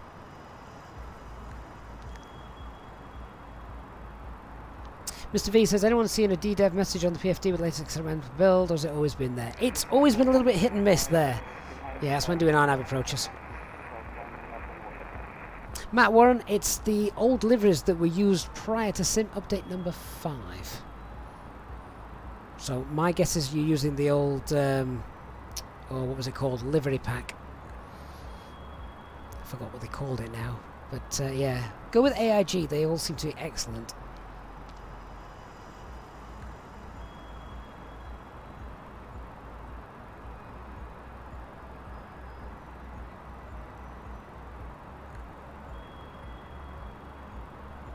So I'm just looking, we're actually perhaps a little bit above the profile, so I'm just going to wind that speed up a little bit. And get down. Sam N says, am I able to refresh the top bar? It still says we're at flight level 380. It's a pain, that. I can, Sam, but you know what? Just for stability reasons, I'm not going to touch it.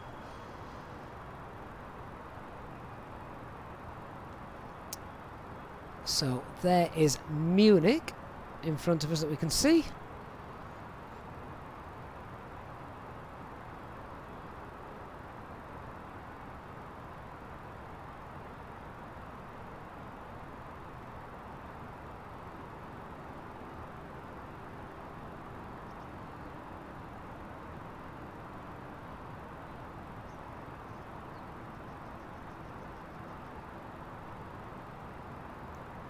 Jonathan says, yeah, that's a nice view of Munich out the windscreen, and indeed it is.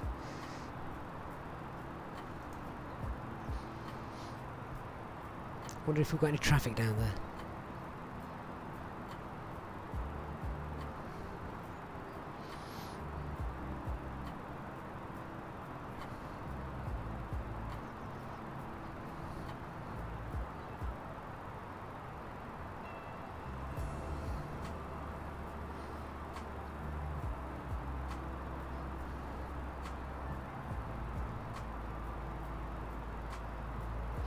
Danny asks, when did I switch to the local QNH? That was when we started descent down to the altitude of 5,000 feet.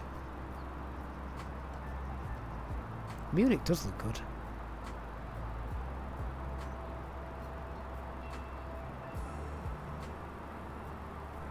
J-Hog says the drone's coming up to get us. If I ever crash the desktop, J-Hog, I'm blaming your drone.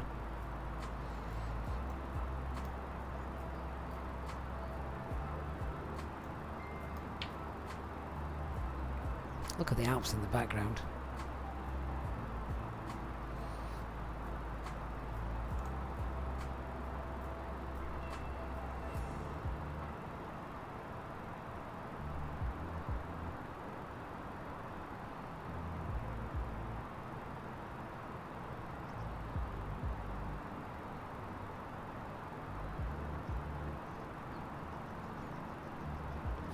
Jim says, how do you get the approach charts in the flight simulator? So you can get them on the tablet if you're flying the fly-by-wire mod. You can get them on there.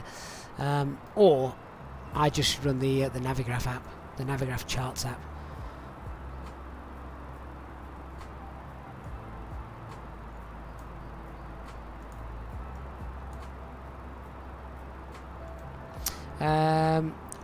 No Mixum says, when I fly at night or dark, the taxi signs are always really bright. Do I know a fix for it?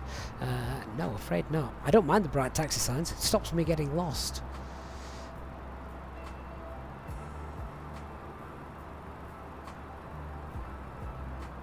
German Flight Sim says, hi Gavin, just for your information, you need the Ultimate Navigraph subscription. Choose the FlyPad Navigraph charts. With the standard normal one, it's not possible. Is that something they've changed? Mind you, that said, I don't know what I have, to be fair. I have the charts and I have the data. So Top Gun says you've had multiple crash desktops using the experimental, so you switched to the dev version. No CTDs so far. I mean, that could be a possibility, yes, yes. Hunter Gun on Twitch also says you can Google the airport charts if you don't have Navigraph. That is true. The ones you tend to find on Google are usually a little bit outdated. Right, let's get those seatbelt signs on. So, approach checklist. Seatbelt signs are on. We've done our approach brief. Minimums 3980 set, engine mode selection is normal, EFB is stowed. Please return to your seats and ensure that your seatbelt is securely fastened. If you are traveling with an infant, please ensure that they are secured safely using the infant seatbelt harness provided. Please contact a member of the cabin crew if you require assistance. Thank you. So we've got those guys seated nice and early for this approach, so I don't have to start messing around with that.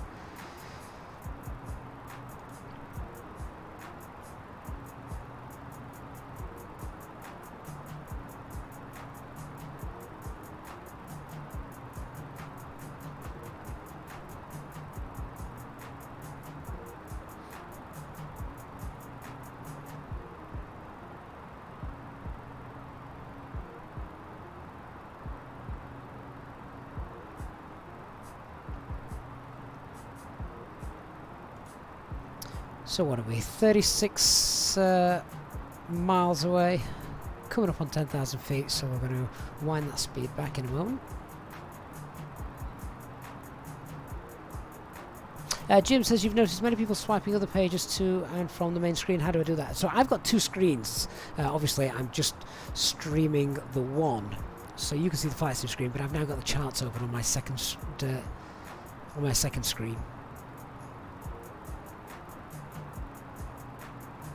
Danny, yes, that's correct. So he says, of course, you set the local QNH as soon as you've been cleared to an altitude. I thought it was a bit high, flight level 220, or is it 22,000 feet now? Technically, it's an altitude. We're now on altitudes. We're now below the transition level anyway. So yes, currently at 9,400 feet.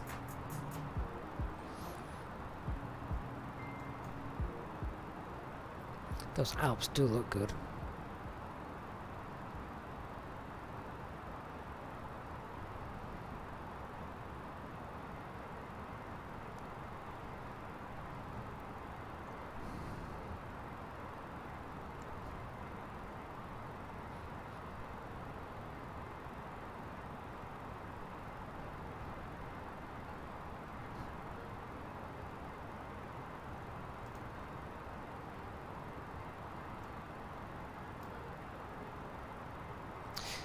So with the track mileage, we've probably got about 20-40 miles to run. We've got loads of time. I'm going to wind that VS rate up a little bit. So we now got speed and VS 700.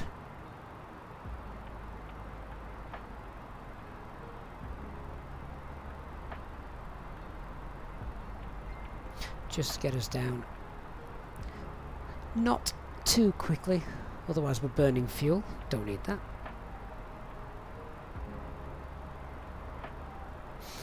Helm says it's a nice view of the Alps there, and almost the whole of Austria is on it. Yeah, well, it's skiing season. That's why we're headed there. Scenery below is looking rather neat as well. Let's have a quick peer over the glare shield.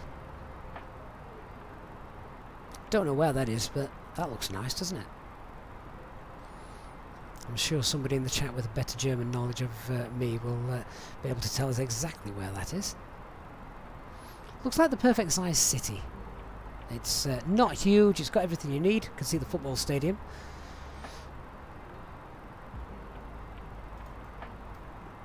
Ashley, at what point would you ever use the QFE setting instead of QNH?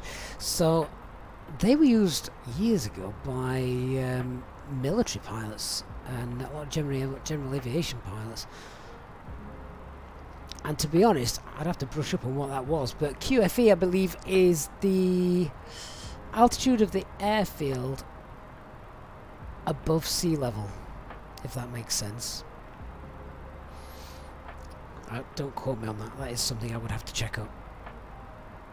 Jonathan says that must be the Inn River. If you say so, Jonathan. If you say so, my friend.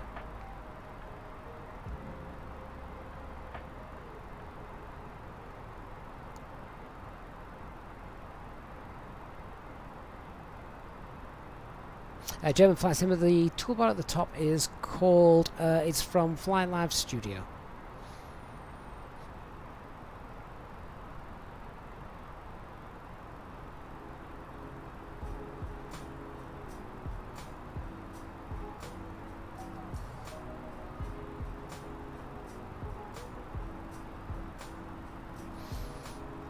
Got to keep an eye on the time as well. School's out in 35 minutes.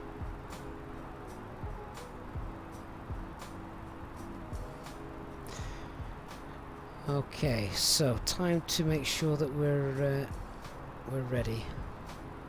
That approach phase is activated.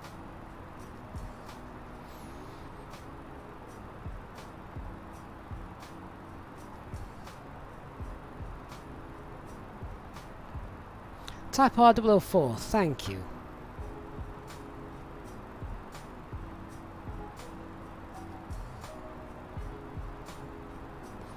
So yeah, a lot of local flying schools, and yeah, I don't know if they do it anymore, but they used to. So if you were doing sort of a circuit pattern and remaining inside the circuit just for one particular airfield, you weren't disappearing. You could set your altitude to be 0 at that airfield.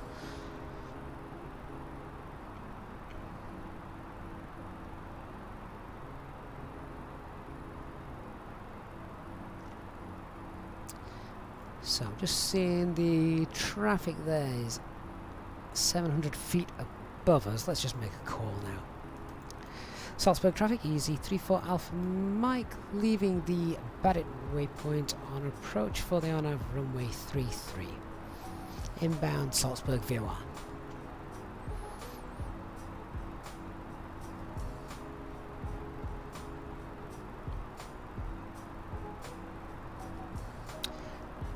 There it is, I'm guessing. That looks a bit hazy, doesn't it?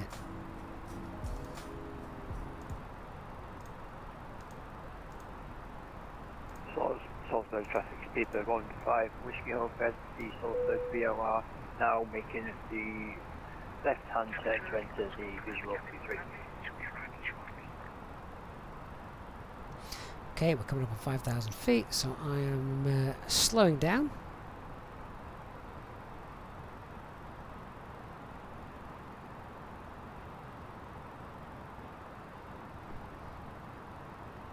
Alt star. So here we are, 5,000 feet. This is where everything begins at this altitude. So we can now hold that. Actually, you'd never use QFE in an airliner, I don't believe.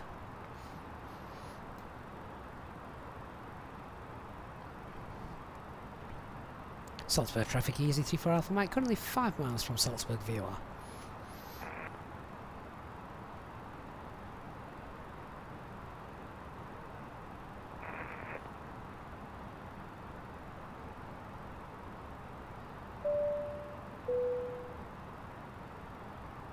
Ladies and gentlemen, we will shortly be landing. Please ensure your cabin bag is safely stowed with your laptop inside. Your tray table must be stowed, armrest down, and window blind open. You now need to be seated with your seatbelt fastened, ready for landing. Please help us by handing in any rubbish, newspapers, or magazines that you do not want to take with you. The toilets are no longer in service. Jonathan says that is the Salzach River, if I'm pronouncing that correctly. You're our official tour guide for this flight, Jonathan.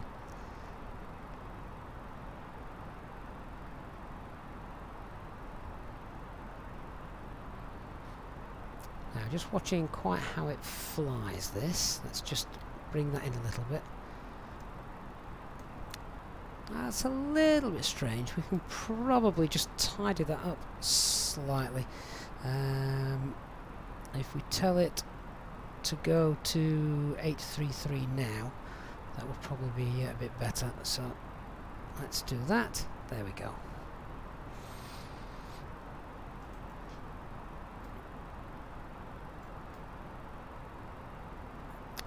Tell you what, why not?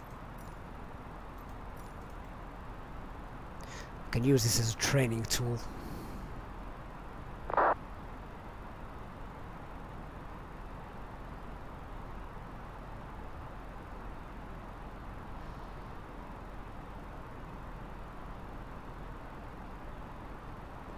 So we are now going to start configuring, so I'm going to go flaps 1, speeds checked, flaps 1.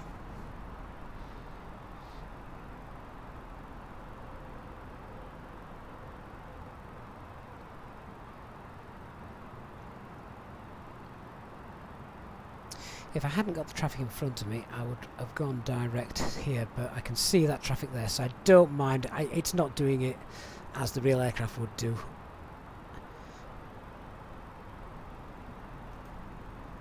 It now needs to make a right turn to 834 in a second. If it doesn't, I will force it to do that.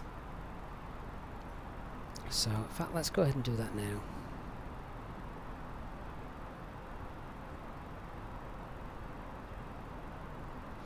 There we go. Salzburg traffic, 815 Whiskey overhead, Whiskey Sierra 834, reducing speed now to 145 knots on the approach. I'll be reducing to less than that.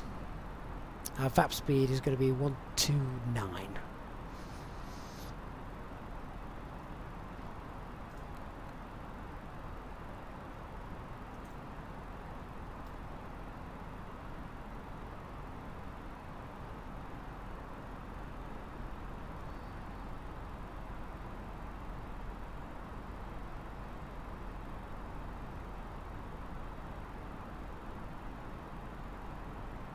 So the airport is just somewhere in that little valley there. In fact, I could just see the strobe lights. It's just disappeared. I could just see the strobe lights just there.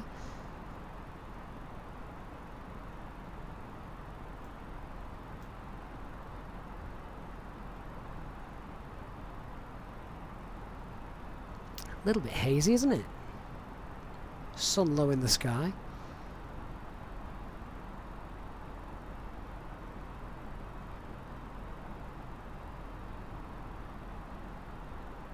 There, we can just see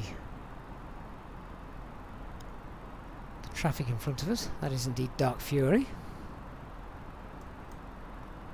834, we're going to start that descent, so gear down,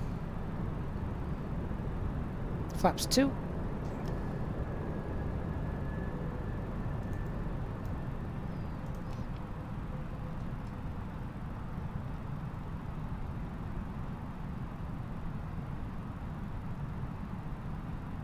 Flaps 3 and flight path angle of 3 just now.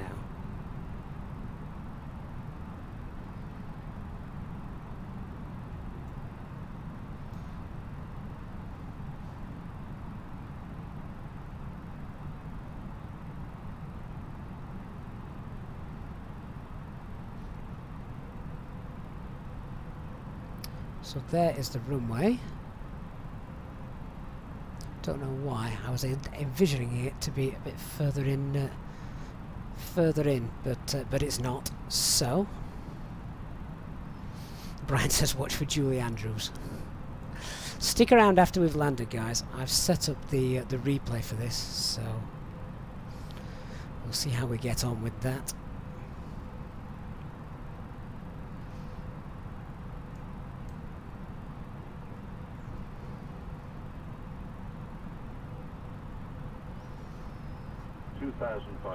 Radio altimeter is live. 100 above. So I'm going to pull heading. Minimum. Right, we've got view of the airfield, so I'm going to continue.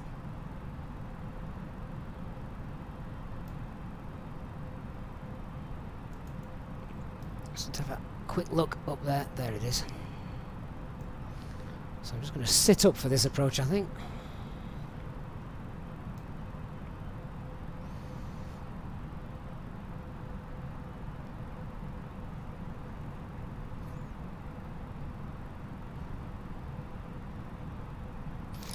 Best ding the cabin.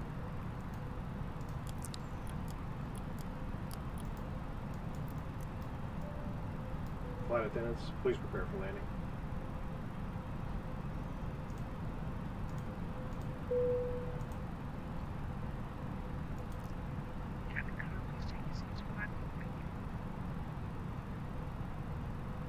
We're currently 2.4 miles away. In fact, if we look out of that window, there we can see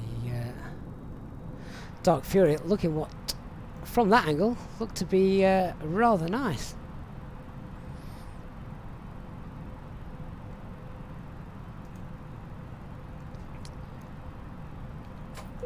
So, autopilot disengaged, I have control, flight directors off, speed.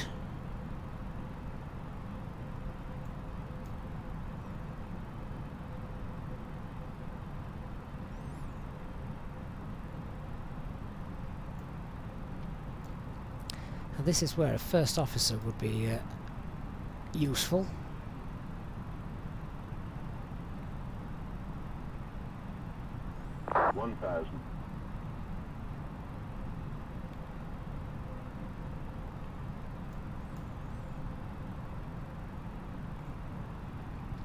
Flaps 3, landing checklist. Cabin secured for takeoff, auto thrust speed, go around altitude 5000 set, landing memo ECAM no blue.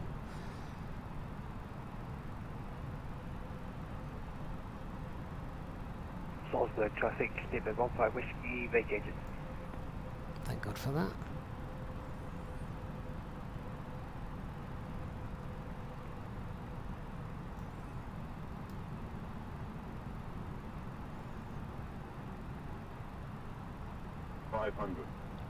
Continue.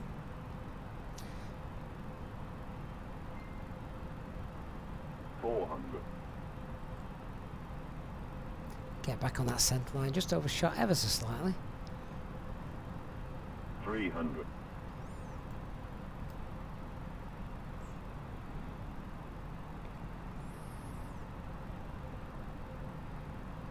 200.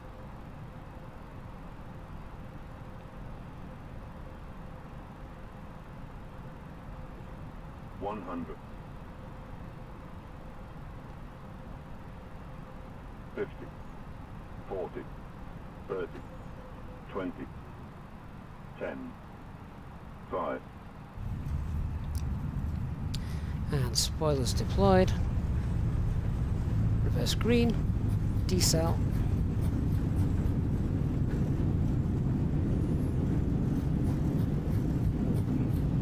Knots, reverses off, disconnect the brakes,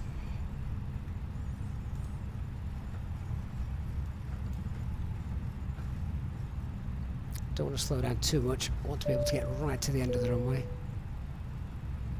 Ladies and gentlemen, the cabin crew will shortly be leaving their seats to perform safety-related duties. However, we ask that you remain seated until the fasten seatbelt sign has been switched off.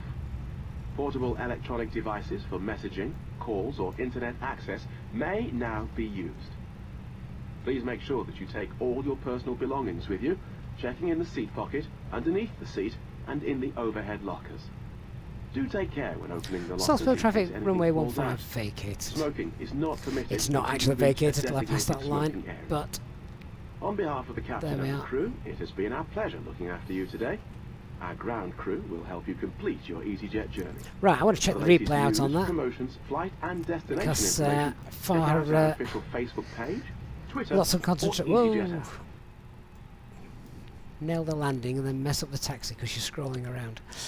Yeah, I want to check out the replay on that. So what I'm actually going to do is I'm going to come off VATSIM now. So thanks, Dark. I'm not going to meet you at the gate. We're going to check out the replay on that. I'm just aware of the time, and I do want to watch the replay before I have to leave. So we're just going to come off VATSIM there. There we go. And now let's have a look how that was. So we'll stop that. We shall play the replay. Let me just set a new track. Yeah, turn that off, and also because I don't want to listen to all of these.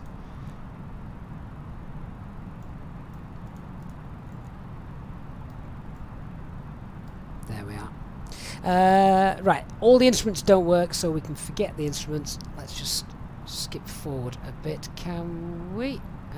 Actually, to skip forward, what have we got to do? I've got to do this and hope that... Oh Lord, what on earth's going off here? I was hoping I could skip forward without wrecking anything. Can I not skip forward while doing a new camera track? I don't think I can. Rocksteady, thank you so much for your £5 super chat saying an incredible landing. Rocksteady, thank you so much for that. Willie, this is the built-in replay tool for Microsoft Flight Simulator. So I just want to try and get a bit further forward. Now some of that scenery has loaded. Maybe we can do it if we pause. Can I then skip forward? No, that doesn't work. It's not exactly intuitive. If I pause it and stop that, this may work. Oh, well, the plane's disappearing off. I'll just get it a bit closer. Right, let's let's try that, shall we? Here we go.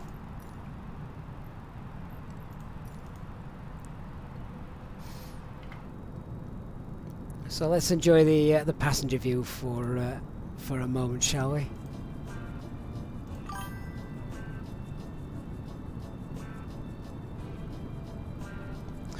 Drini says, one question, how many feet should you start to ignore the pappies? By about 300 feet. Just accept the picture that you've got. That looks stunning down there, doesn't it? That's that looks awesome.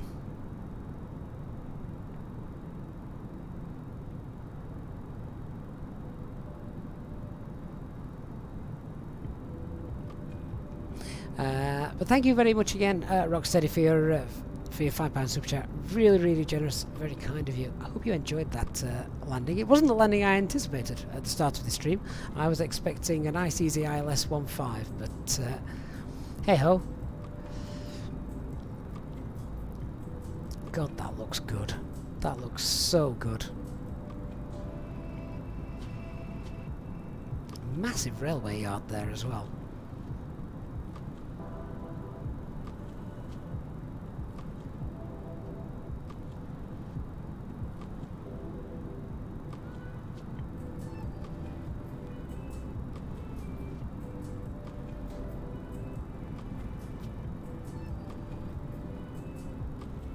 Drini, thanks for joining us. Hope you've had a great flight with us today. Dark Fury says the scenery looks awesome. That does look awesome, doesn't it? That is mightily impressive. Maybe it's some tweaks that you made, Dark, that's helped there. You can take some credit for this. Collins asks, where's this scenery from? It's from Azobo. This is default, guys. No special add-ons here. This is all default.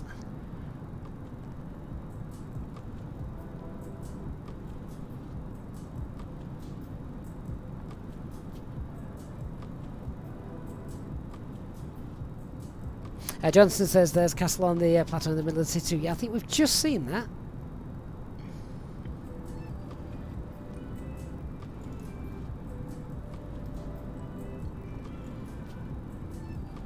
Alex 5150, amazing. Wow, yeah. Never better, thank you for the sub.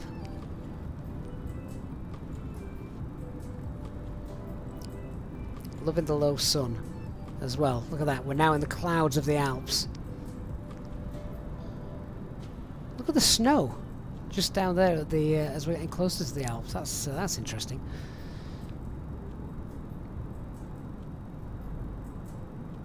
Will says default but world update. Yeah, free world update. If this area was, of course, Germany was one of the countries that was included, wasn't it? Although technically we're in Austria. Was Austria updated? I honestly can't remember. It's been that long.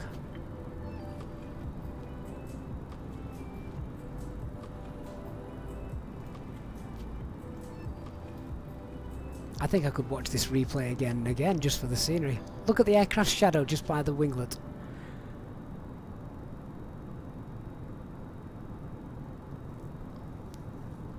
I think this has to be one of our best scenic approaches we have ever done on the channel.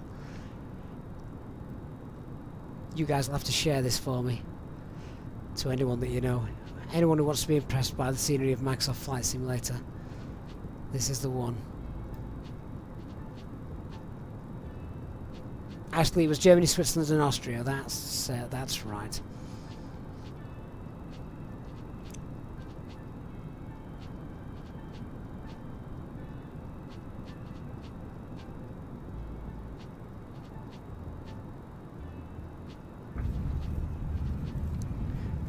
And there indeed is the touchdown. Absolutely fantastic. Well, I'm not going to let it roll out because I like to watch replays perhaps from the other side. So let me just pause that. I'm going to stop that. Let's rewind just for the final few feet as we come in. So if we start a new camera track recording, play. Can I go over to the other wing view now? Oh, here we go. Obviously shaded by the Alps this side, but loving the snow and the way it's and the way that's modelled. It's not just blanket coverage.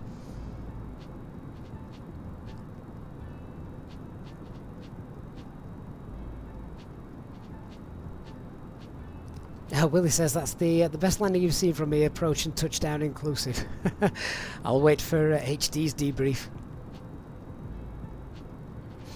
Ashley says can't wait for the Aussie scenery. We're going to have to go on tour, I think, for that.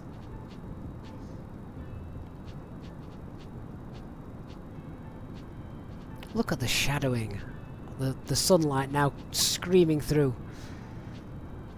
There aren't enough plateaus and platitudes to use to describe this.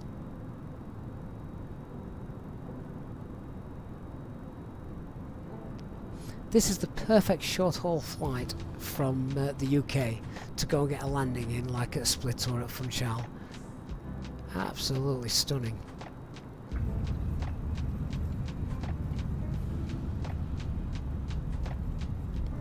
Willie says HD will have to admit it looks amazing. That's the simulator. And then let's just see if I can get one. Yeah, I'm just keeping an eye on the time, guys. Just gonna pause that, stop that. Now let's see if we can do this. I'm surprised we've not had a crash to desktop yet, actually. Right, we'll leave that there. Set a new camera track recording. Can we now exit the aircraft? Here we go. Let's try this.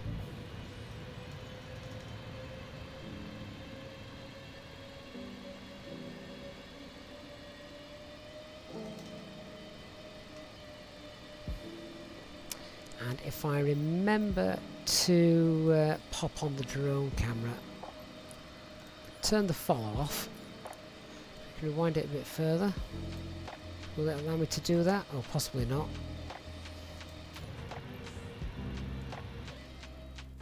Oh, maybe. It is faffy, this.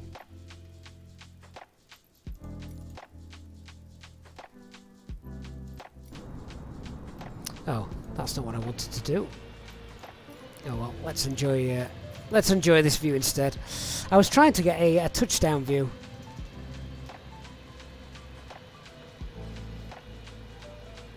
But that doesn't look too shabby, does it?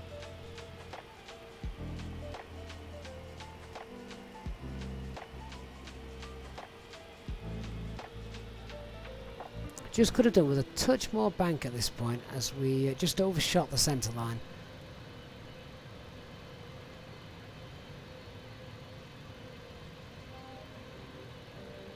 But other than that, we managed to get that back on centre. I really cannot recommend Brex Accuracy Seasons enough. I think it adds a whole nother dimension to it, having the correct seasons in there. Ashley says someone needs to make a good camera management mod. Yes, I agree. I mean, the Azobo one is temporary, isn't it? It's still to be worked on.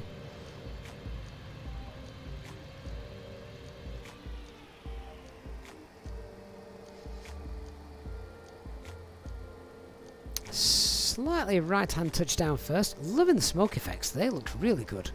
That's probably the best I've seen those, to be honest. 9 Victor. Yeah, you missed chase plane. That was indeed fantastic, wasn't it?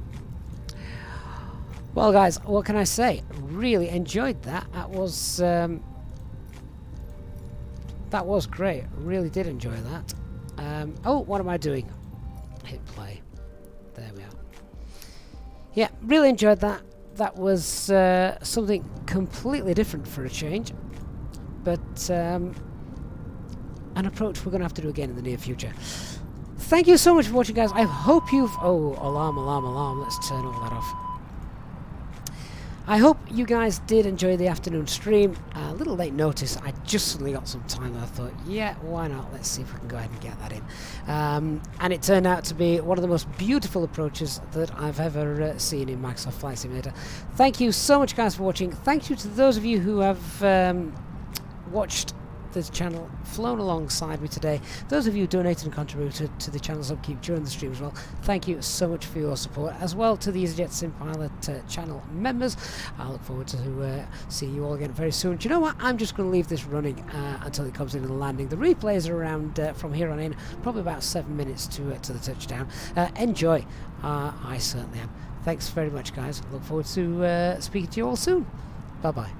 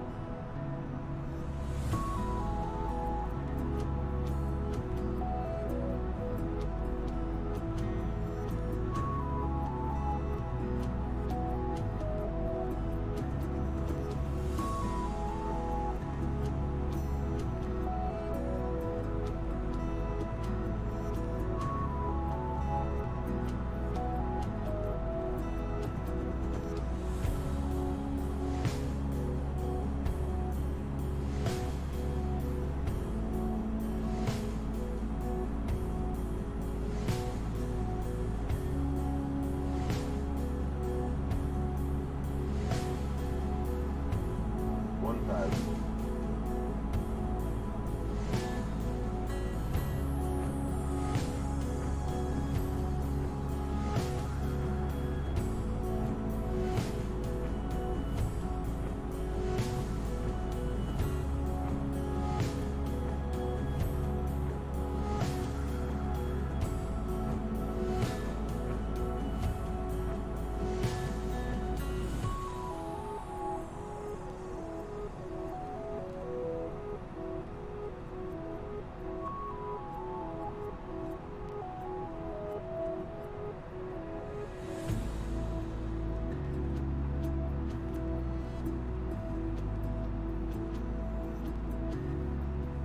$500.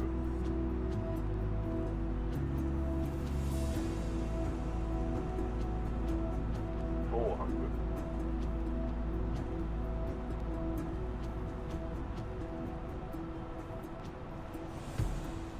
$300.